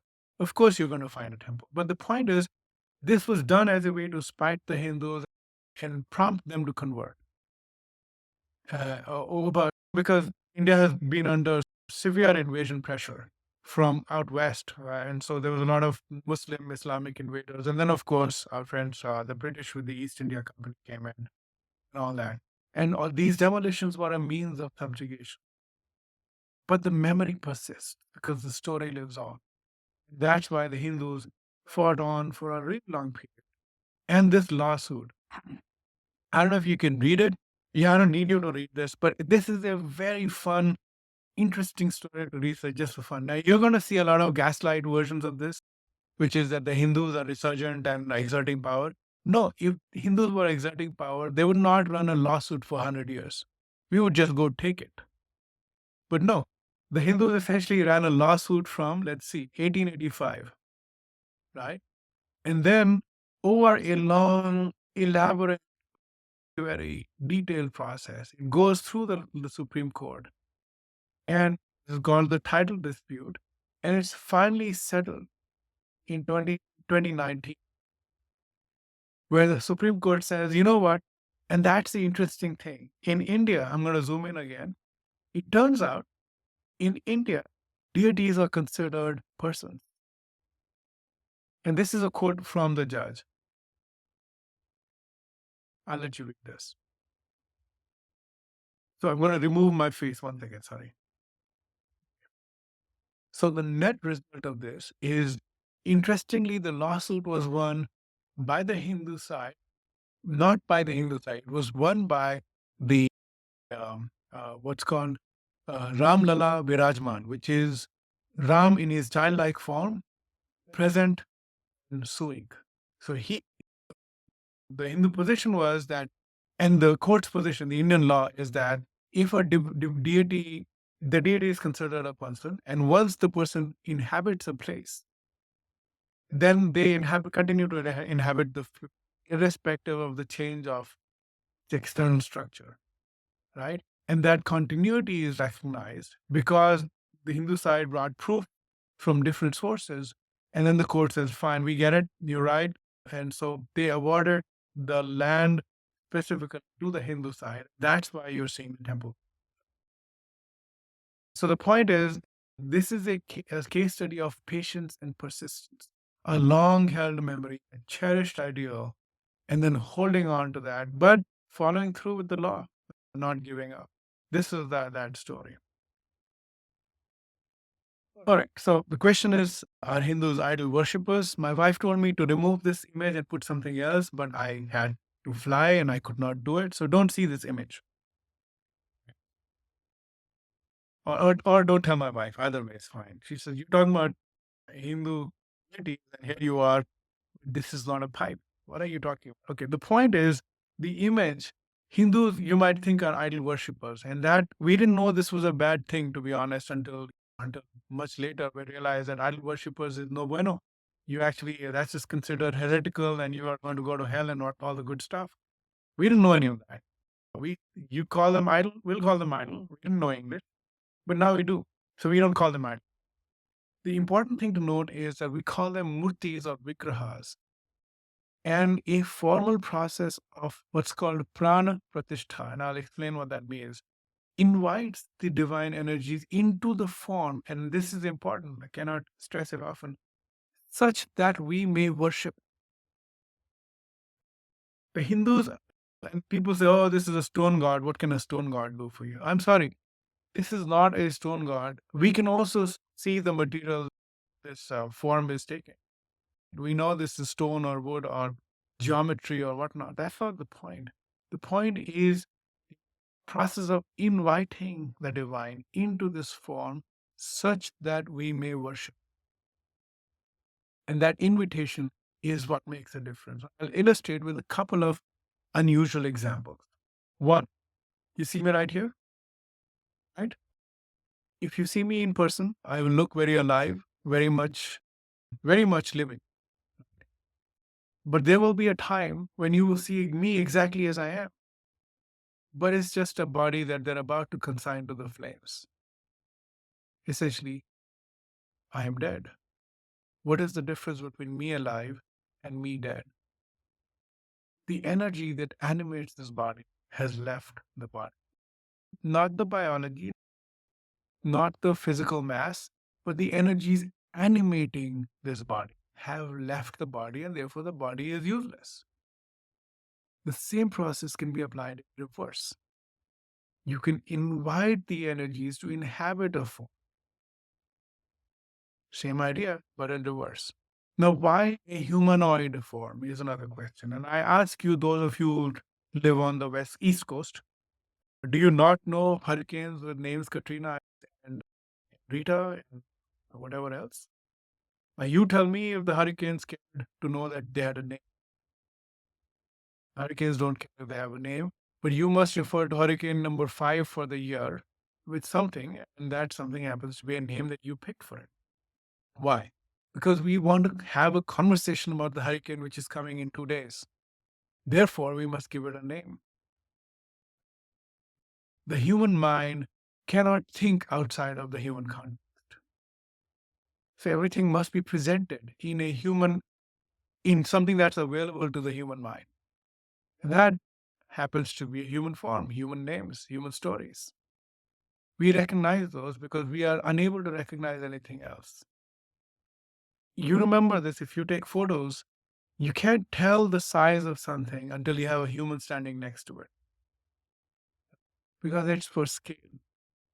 We don't know anything until it's presented to us relative to a human scale. And that's what you have to understand, that when you go to a Hindu temple and myriad deities, they're not just stone idols. We know they're made of stone. Thank you very much for noticing. No, it's that we have invited that specific divine energy to inhabit that specific form in order that we may pray to them, in order that we may engage with them, because otherwise, you tell me how you're going to hug the universe, and I have a dollar bill for you. Can't pray to the universe without calling it the universe. The universe is kind to me. You just took the word God and you call it universe. Same difference. You didn't make it. You're using the same language structure, and that's the important part that I want you. So Hindus are not idol worshippers. We understand. We know what we're doing, and this is a very deep, understood spiritual process. It is not something. And so, what's happening today in the afternoon, a few hours from now, is this process, the consecration of the stone idol, converting that into a murti or a vigraha through the process of inviting the energies of Ram into a form that is endearing and sweet and lovable, because that's the form that he's taking. And then we will pray to him, we will engage, we will celebrate and his return. And that's what's going on in the temple. All right. Now, Hindu Renaissance over the years has been sparked by this devotional fervor. And I want to say that tears of joy are extremely common, songs of beauty are extremely common. These are amazing stories. Out here on the screen, I've put together a collage. Not sure if we have time to show everything. But here, this book in red, it's written in an older form of Hindi, a popular term. The Ramayana itself is in Sanskrit, thousands of years old, right? But the people could not speak Sanskrit, so the people were forgetting. So, how did you reinvigorate interest in the sacred? Is a poet, Tulsidas, he rewrites the Ramayana in Sanskrit, in Hindi rather, right? And this becomes extremely, what they're chanting behind me is this version. This is about 400 or 500 years ago that it was done. And, and this is the version. So it created this renaissance because of devotion. If you see the Hare Krishna, similar, same renaissance. It's a devotional renaissance going back about 400 or 500 years ago to uplift the standards of the society. I've created this collage just for fun. This you're seeing is Hanuman, what's called in the West as the monkey god. But here he is seen in a sort of new art form. It's a relatively new design. It came out a few years ago. He's monkey-like in form clearly here, and he seems angry, aggressive, right? Because he is an embodiment of yogic powers. He is humble, but he is extremely powerful. And this form is very dear, and there's a lot of prayers to him. He is a very dear form of divinity. Yeah, but he is a humble servant of the Lord. That's his whole story. And this particular painting or drawing was done a few years ago. This is a digital art and became all the more powerful, very powerful. But it's not just in India. This, I think, is in Indonesia. The story of Ramayana is extremely popular in other countries all the way around. The cultural export of these ideas is extremely popular, including in Korea, where in Korea, there's a very famous story of a princess who came to Ayodhya, the same city where this temple is, and she marries the prince. And this is a very popular story in Korea. And so they were also touched by the same stories. Then in the 80s, there was a political intrigue going on in India. And there was this monkey balancing, it's called in India, where party in power at the time was trying to balance between the Hindu voters and the Muslim voters. And they did something to appease, in quotes, the Muslim voters and to balance it out, because they said, we'll lose the Hindu vote. Let's do something for the Hindus. They said, all right, we'll create this TV show. We'll allow there was only one TV channel, the government channel, and we'll allow the creation of a TV show on the story of the Ramayana. And I have to tell you, 40 years later, that TV show is still popular. Those actors are still much loved all over India. And as you can tell, 1.4 billion Hindus, so Indians rather. So clearly much viewed. This is the most viewed mythological serial of all times. And again, it again leads to a sort of remembering of sorts. And this I got for you right here. This is a new video. It came out like not more than a month ago, but you watch the views on it. I'm not going to play it, but it's a devotional song, and it's become all the rage. I couldn't walk around without hearing the song all over the place. The point I'm saying is, it's a repeating pattern of creating these of social and cultural upheaval caused by joy, not by killing, not by murder, not by coercion, but just simple joy. You hear this, and if you know what she's chanting, what she's saying is, she's saying, "In my humble cottage, Ram is coming," and that sentiment moves people to tears because you can feel it, his presence, right? And that's very powerful. And so here's a cultural revolution, upheaval brought by joy, not by murder and mayhem. And these are done together. And so here's another example. I'll play the video. बच्चों को police breathe easy. Okay, now I can skip. So here I wanted to show you what's happening behind me is quite like this. It's a congregational chanting. People come together and watch this. They just read and chant. There you go, something like this. This is what's going on behind me as well for 24. They're reading from a book and chanting and so on. All right. And the city of Ayodhya is celebrating the return of Ram by lighting 2.1 million lamps, naturally a Guinness record. This is from the last time they did this at Diwali, but this is happening again today. And that's why today is a special day. And to sum this thing up, the epics and stories are fruits that travel through time, keeping the tradition alive and vibrant. And these seeds, you like the fleshy fruit, but the seeds create a new forest every time. You can't put it down because they're so sweet, so endearing. And that's why for 500 years you can destroy the temple and we still remember. It still moves our hearts because the stories are so effervescent, so buoyant, so resonant in our hearts. And this was the story of a long civilizational memory. This was an introduction to Sanatana Dharma. And now I'm going to transition to just face. And now I'm ready to take questions and answers. How are we doing on time, Shay? Because I can't tell. We doing all right? How much time do we have? 40 minutes. Okay, good. We got enough time. All right, good. So now I promised you a break. We didn't go on a break. If you like to take a break, we can take a break now. I'm here and I'm happy to answer any questions. I hope this is an experimental thing. Shay knows that my usual talk track is very well rehearsed, non-experimental. But I just did this because I thought it's a special day and you might appreciate weaving all of these together. Svetlana, your hand is up. We take 5 minutes. Yes, it will take 5 minutes. Your question is, Svetlana, and I'll answer it when everyone's back. What's your question? Yeah. I was really surprised when I was learning about Hinduism that the Aryan tradition was actually the beginning of Vedas and what it was implemented in, which were they were in the conquest through the Russian Tatarstan, whatever that part.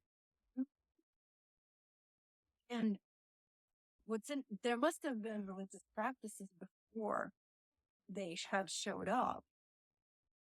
But then it seems that, and I don't know that part of my question, it seems that the Hindu people actually adopted those Aryan traditions. They've accepted it. But then the Muslim invasion in Islam, that has been rejected, right? So as has been shown in this revival and the temple scrapping and rebuilding. So that's one question. The second part was that I'm a lawyer by trade. It's fascinating to me what you said that the deity actually it's like a corporation and the US law, right? It's a fiction. So, but how in Indian law it's very similar. So my question, part of that is, what are they doing that? And that laws. So the deity then was doing through the agent, I guess. Yes. Yeah. Sure. And I promise to answer only when we're back, but I'll write the question down. Any other questions? And I'll play the question back. So, Svetlana, thank you for that question. And I'll answer it later when everyone comes. But I wanted to say, since you're a lawyer, I like to say this at the beginning of every talk that this thing is almost a legal disclaimer. I hope it came out that way. May we both be protected, may we both be nourished, may our knowledge be actions be energetic, may our knowledge be rich, and may there be no disputes or disagreements between us. So it's very legal like in its formulation. I suspect some Sanskrit lawyer had written it. All right, we're taking a couple more. Yes, It feels fine. it does feel binding, yeah. But it's quite a recurrent thing. But thank you. All right, we'll take a couple more minutes break. We'll be back. So before we went into the break, there was a question from Svetlana. I'm going to paraphrase that, um, and then Svetlana, you can correct that down. If I get you wrong.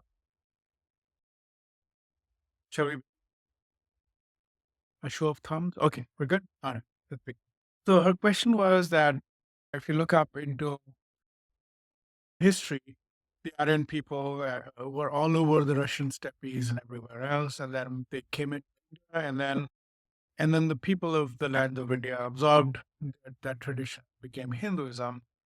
But the same didn't happen through the Muslim conquest. So why is it that they accepted what's now Hinduism but did not accept what's Islam? So okay, I got it almost. Okay. The first is part one is disputed. The Hindus, of course, would like to respectfully disagree. Aryan invasion theory was invented by European Indologists in 1800s based on the linguistic similarity. Obviously, Sanskrit, Latin, modern languages are all very similar, and the reason for that must be a familiar connection. The question is, was there an invasion of India or from India? And so now a lot of Indian researchers are trying to say that, look, the continuation, there is no discontinuity in the civilization in India. It's not as if they were replaced, like in the British Isles, the population was replaced. But it wasn't, there's no such signs in India. So clearly there's no invasion. So then the invasion was tempered down to maybe a melting pot type situation. But now the Indian authors are beginning to push back, historians beginning to push back and say more likely that Indian people have gone out in waves over the previous 10, 20,000 of years. And those waves are part of this process. So obviously this is hotly debated. History matters, especially in modern politics. History matters a lot. So there's a lot of battling going. But your central theme still remains. Whoever the peoples were, whoever came or went, the Hindus became Hindu, but did not necessarily adopt Islamic tradition as much or absorb it into the fold. And I'd say that's not actually the case. The, the arrival of monotheistic traditions like Islam and Christianity. And Islam's been in India for 1,000 years, right? It's 1080 or something. So India is not new to Islam. India has its own version of Islam. In fact, some of the most aggressive forms of Islam theology, if you trace those schools, they're South Asian schools, but those schools are named after the cities in India. The Barelvis and the Deobandis, Bareilly and Deoband are both cities in UP in India. And so India is a deep seat of religious theology in Islam as well, which is interesting. But in addition to that, when the monotheistic traditions have been around in India for a while, and the Hindu response has been to absorb some of those attributes. And so if you see Neo Advaita, which is non dualistic, it's almost monotheistic, and it's the way it's articulated. Well, not just that. If you look at, there are revival reformist traditions within Hinduism that seek to go back to the earlier traditions, but though that going back, Arya Samaj, for example, is an example of that, where they try to go back to the old tradition, but the going back is almost to a pre-idolatory time, if you know what I'm saying. And that is a response to Islam, because the criticism from Islam and Christianity was, you guys are idolatrous. The Hindu response is, all right, we'll go back to reset to factory settings and go back to previous times. So that has been done. There is a tremendous syncretic interchange between the traditions, even with Islam. Like I said about this saint who's a Muslim, dearly loved in the Hindu tradition, Sufism itself, which is the mystic aspect of Islam, is very deeply followed. And in Sufi shrines in India, the majority of the people visiting the Sufi shrines are Hindu. I've been to Sufi shrines myself, and it's considered. It's not. People will not raise an eyebrow if you do that. Those were adopted. I feel the militant forms of Islam that came out were militating against this, because this kind of sort of Islam, because essentially these were mingling into one sort of single thing. And so they said, no, we need to go back to the basics and create the pure Islam. And the schools that came out of India are more puristic in their outlook as a response to this Hindu encroachment, because it's absorbing everything in, and they needed to stand out. So if you see Ahmadis, the Barelvis, the Deobandis, these are Ahmadis. The Pakistani people don't think Ahmadis are Muslim, but they think they're Ahmadis. These are all responses to the lack of faithful adherence to the credo by the recently, few generations prior, converted Muslims, because they were still Hindu in their practices. And so I feel that this syncretic exchange has gone on. There has been a lot of absorption of Islamic ideas back and forth. It wasn't always closed. It wasn't always filled with animosity. If you see, the Arabic numerals are essentially Hindu numerals. So the Arabic people were very pro-science, pro-mathematics, and they were taking knowledge from India, translating all that, and then going to the European places. That's where you're seeing the numbers we use are called Arabic numerals, but they're actually Hindu numerals. Same with a lot of other philosophies and so on. And of course, Islam wasn't always closed, was not always closed. It was very open during its golden period to science and math, much more than, in fact, Europe, because European Enlightenment came as a result of all the translated books, because, of course, the pagan books from Plato and others were all burnt when the libraries were burnt. But a few remained, and the Muslim scholars translate. That's what led to the Enlightenment. So what I'm saying is, they weren't always closed, all these traditions. They were always talking, and the Hindus have always been talking and engaging with Western traditions and absorbing them into our stuff. A lot of non-religious but cultural things in India, Islamic tradition. I didn't know that until much later in life. For example, this idea of the evil eye. Evil eye. If someone sees you badly and then bad things happen to you, that's literally like a very Middle Eastern idea, because we call it nazar, which is not a Sanskrit or Hindi word. It's it's not Persian. I think it's an Arabic word. Means eye. So the point is, Hindus have absorbed culturally or religiously a lot of these ideas because of long 1,000 years of interchange. You're going to talk. Okay. Your second question, Ritlana, I'm paraphrasing, is from the legal aspect, when living incarnate God sues the other party, who was being sued? Of course, a Hindu party that sued on behalf of the incarnate God, and they were suing the Muslim bodies that owned the structure at the time, or that claimed to have ownership of the structure. It was a mosque. And I think it was the Waqf board. Waqf board is the board that owns all the Muslim properties. Uh, so they were being sued on the other side. And this was a property title dispute. It was not a religious dispute. It was who owns title to the land. And that's what took 100 odd years to solve. I hope I answered your question. My pigeon lawyerese, I don't know. Okay. All right. Okay. To clarify, I heard that Hinduism or Sanatana Dharma is a non-creedal religion or spirituality. So a credo is, of course, something that you have to affirm in order to join this tradition. We do not have a credo. So this question has come up in previous classes. If someone wants to become a Hindu, because suppose I make a good case and you're like, okay, I like what he says. I want to become a Hindu. What do I need to do? And the answer is always, you don't need to do anything. You are a Hindu if you feel like it. And that's it. Welcome to Hinduism. Here's your Om symbol.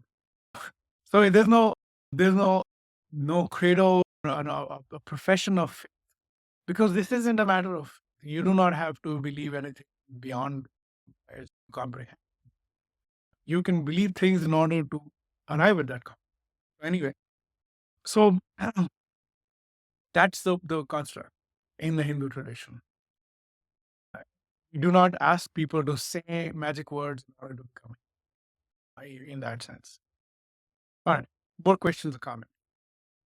I've got a question. First of all, thank you, because I find that I'm so captivated by all the stories in Hinduism, and I find myself, this has been really helpful. Let me just put it that way.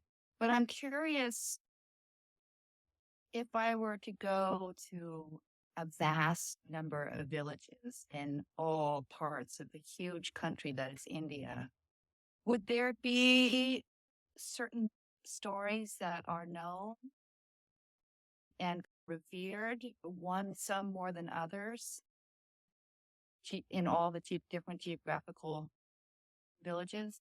Yeah. These stories of the Ramayana and Mahabharata are generally known all over India. They may have different regional varietals or nuances or local heroes extend with it, but these stories are broadly known. Are they equally revered or emphasized? It may not be equally revered or emphasized. In a lot of the village tradition has a village deity who's responsible for the upkeep of the village. And that becomes their primary to, to have festivals around, try to please. But they'll have a backlink to the vast sort of ecosystem deities that exist within the Hindu tradition. But in terms of stories, these stories will be familiar.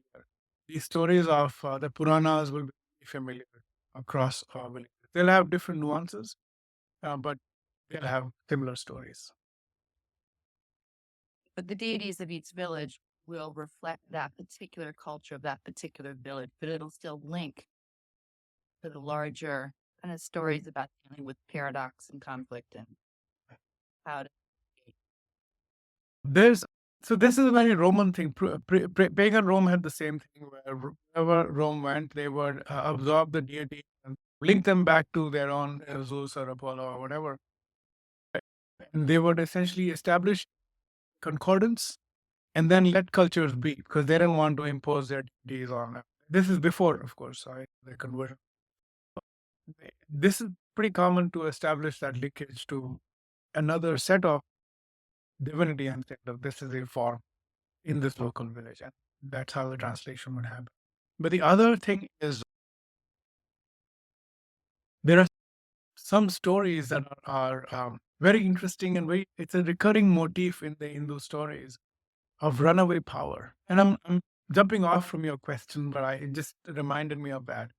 And amazingly, a lot of the stories in the Hindu tradition are about some random dude, and this is recurring.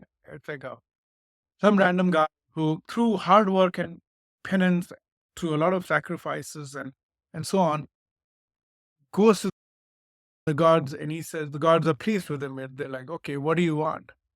He says, all right. And then Svetlana's here is a lawyer. These guys are lawyered up, right? And so these guys are lawyered up, and they will ask for a boon that essentially you just can't break it, which is, I can't be killed in daylight or evening by a human or an animal or inside or outside, like fully lawyered up.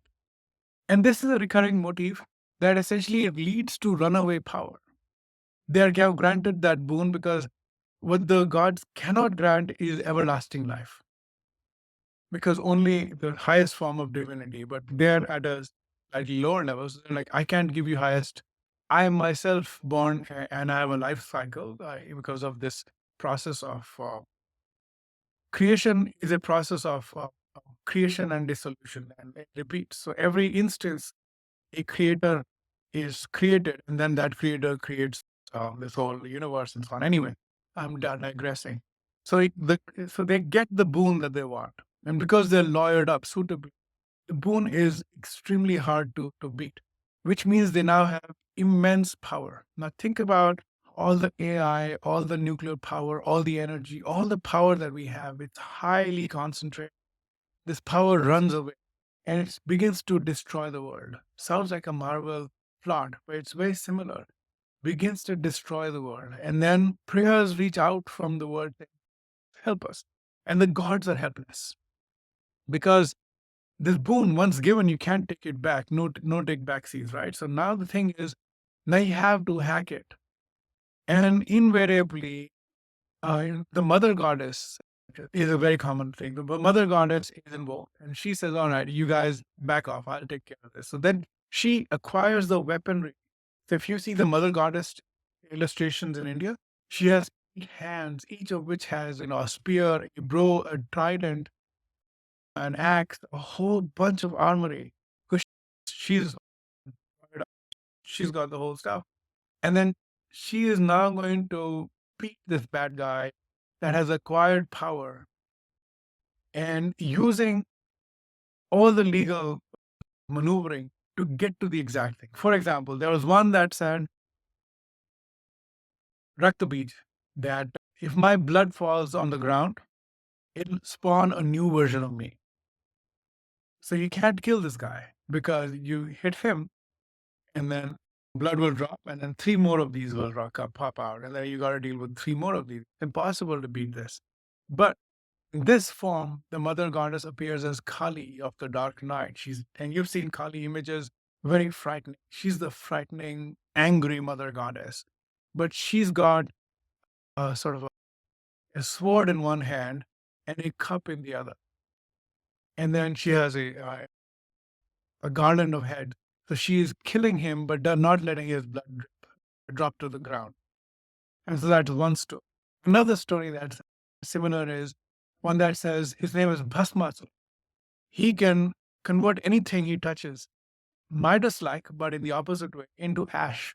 He can touch anyone into ash. So you can't beat this guy because he'll touch you and then you're gone. Here, the gods again have trouble. Then they go to Vishnu, who then takes the form of a female, very attractive female.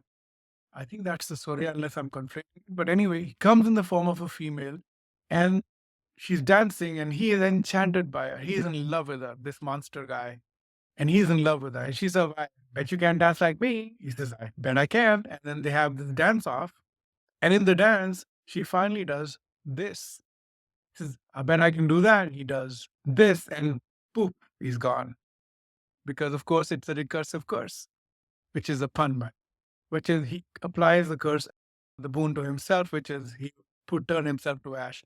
These stories are extremely prevalent. To me, that is a reminder of from ancient prehistoric times that runaway power is a constant motif in human civilization. People or peoples acquire through the power of technology, whether it's bronze or iron or stone, tremendous power that they wield. And now they must be contained because nature must fight back. And then the story of how they're contained is memorized through these interesting stories. So there are variants of these stories, almost always the same theme: runaway power, then a hack to beat them. So this wasn't your comment, but I thought I'll just add that in for fun.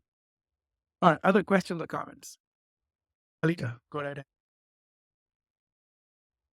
I know I'm double dipping, but I just, on that note with what you just said, is there like a good book around climate change from a Hindu perspective with that type of story in it? Because that's the proof you just named something very large in that applies to us now. Yeah.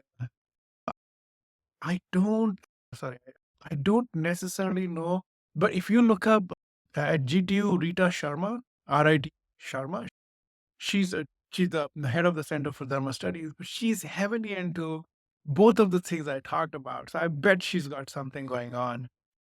She talked about the mother goddess and the goddess cult, divinity, and eco spirituality. She's big into that. And I bet it's for this reason. So look up her work. And I know she's on a writing break right now. So maybe she's writing the book that you're asking for. Who knows? But look up Rita Shum and write her name on here. Yes, your question, Liz. Yeah. Yeah. I'm all over the place. And I'm not sure where my question is, but Ram Dass is like a cultural icon. Sure. And I listen to Krishna Das and peripherally I'm amused by Hanuman and the Chalisa and have been found myself chanting on New Year's Day at that house in New York and with Krishna Das. But I'm like, where's the cultural appropriation? Where is it inappropriate for me to be engaged in that as an interfaith chaplain? And where is that right on? And how much of that is an American persuasion and where is the authenticity? Is there anything such as an inauthentic Hindu? Like, I'm just in that middle place of, I don't want to be a poser, but I really love listening to Krishna Das and it energizes me and fills me with love. Is that the point? Great question. Thank you for that, Liz. First, a joke. This is a joke from my yoga teaching days. If you want to be a poser, you should join my yoga studio. Sorry. But coming back, don't worry about appropriation. Appropriation, of course, is a relatively new term. We talk about it. But in the Hindu tradition, as long as you're doing it with love, we don't have a problem. No one has any problem with it. I'll give you a couple of examples. Of course, Krishna, been to his concerts myself. His and Bhagwan Das's CDs have played in my house for 20 years. We love his work and Bhagwan Das as well. And Ram Dass's books are, of course, legend. And so, yeah, they're great. The one of the most popular periodicals that comes out is a magazine called Hinduism Today for Hindus. It's run by a bunch of white Hindus in the Kauai mountains, in the mountains on the island Kauai. The Kauai monastery, the Hindu monastery, and they're all white Hindus. There's no problem. If they're highly respected, they're highly networked, publication is highly revered, looked forward. There's zero problems. Even now, David Frawley is not an Indian guy, but he's well respected within the tradition, honored and welcome. There's no problem with it at all.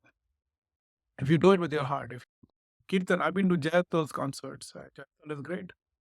So if you're doing it with the heart, same Jahnavi Harrison or Madi Das, these are all Kirtaniyas, and or Gauranga Das, this is the Hanuman.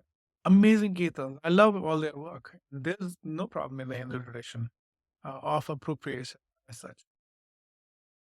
We're sensitive to it, but I think Hitler like appropriation, I think I would draw a line somewhere before that, which is if you're taking the stuff, building a cult around it, yeah, maybe do it with somebody else's stuff. And don't look, my content for your cult, please.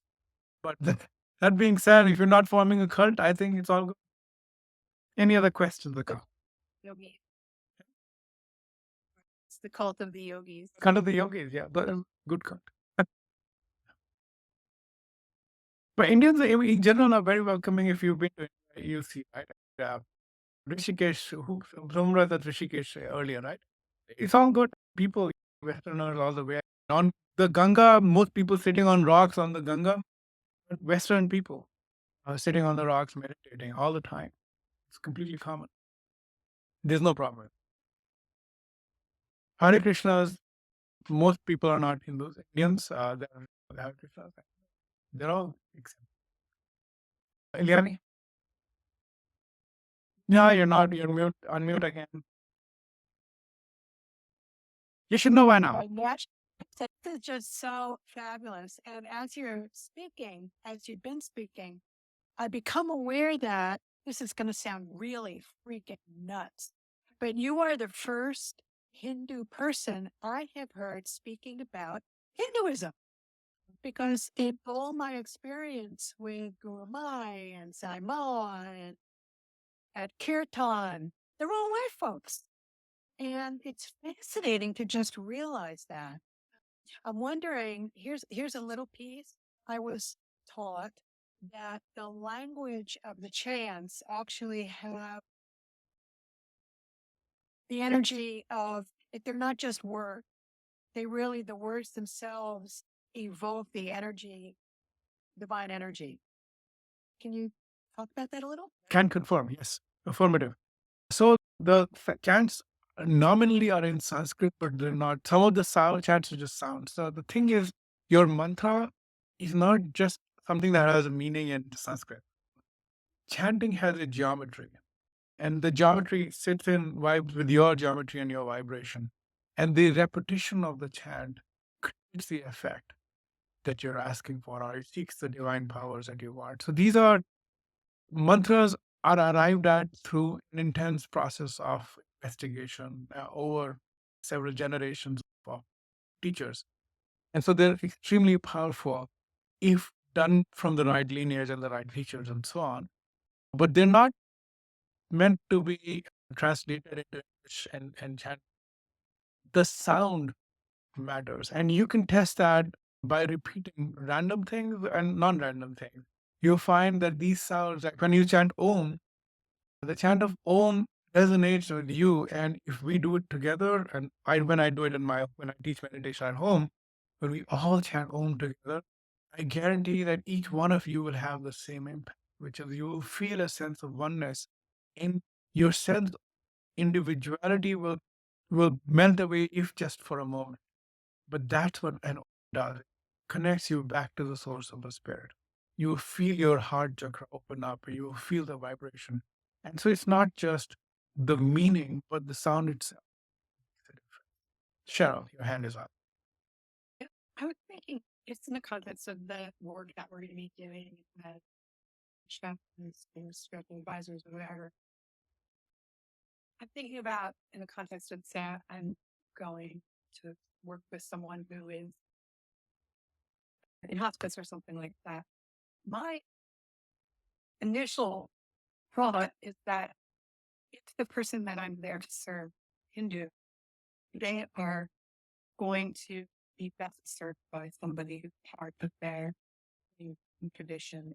But assuming that they don't have that family, they don't have those people around, I would obviously try and look to find someone to help support them. But what is it that I can do? Like, I know this is like a longer question or a longer answer than maybe we have time for, but I'm just trying to think like, what's the best way to show up for somebody who is Hindu as a non-Hindu provide Instagram? Sure. And I've been remiss. I should have kept time aside for this, the spiritual care part, because I can talk about it like because I run an institute for that. Now, to answer your question, the essence of spiritual care is the compassionate presence that you bring. You're here without judgment, to hold a space that's warm and welcome. And that doesn't matter if you're Hindu or not. That's just a human thing. The Hindu content, we actually, when we train Hindus, interreligious chaplains, we actually ask them to keep the Hindu content in their back pocket, but never in the front. We are not here to tell, we're not here to sell, we're not here to preach or proselytize. We're just here to be with you, to solve with you, to hear you and help you solve whatever it is that you want to solve. And there's nothing Hindu about that. It's just a human thing. The Hindu part comes from the kit of tools, which might, here's a meditation, here's a breathing practice, here's a chant, here's a prayer, here's some meaning. Those, if you don't have it, 90% cases, you don't probably know to begin with. But if you do need it, reach out to me. I'll, we have chaplains, right? So we run what's called the Hindu Chaplaincy Resource Center, RC. And so you have a question, you send it to us. Zachary G runs it, Zach Kinder, and he's in Southern California. And we'll be happy to provide. If you need a person or a thing, we'll provide it to you. It's all good.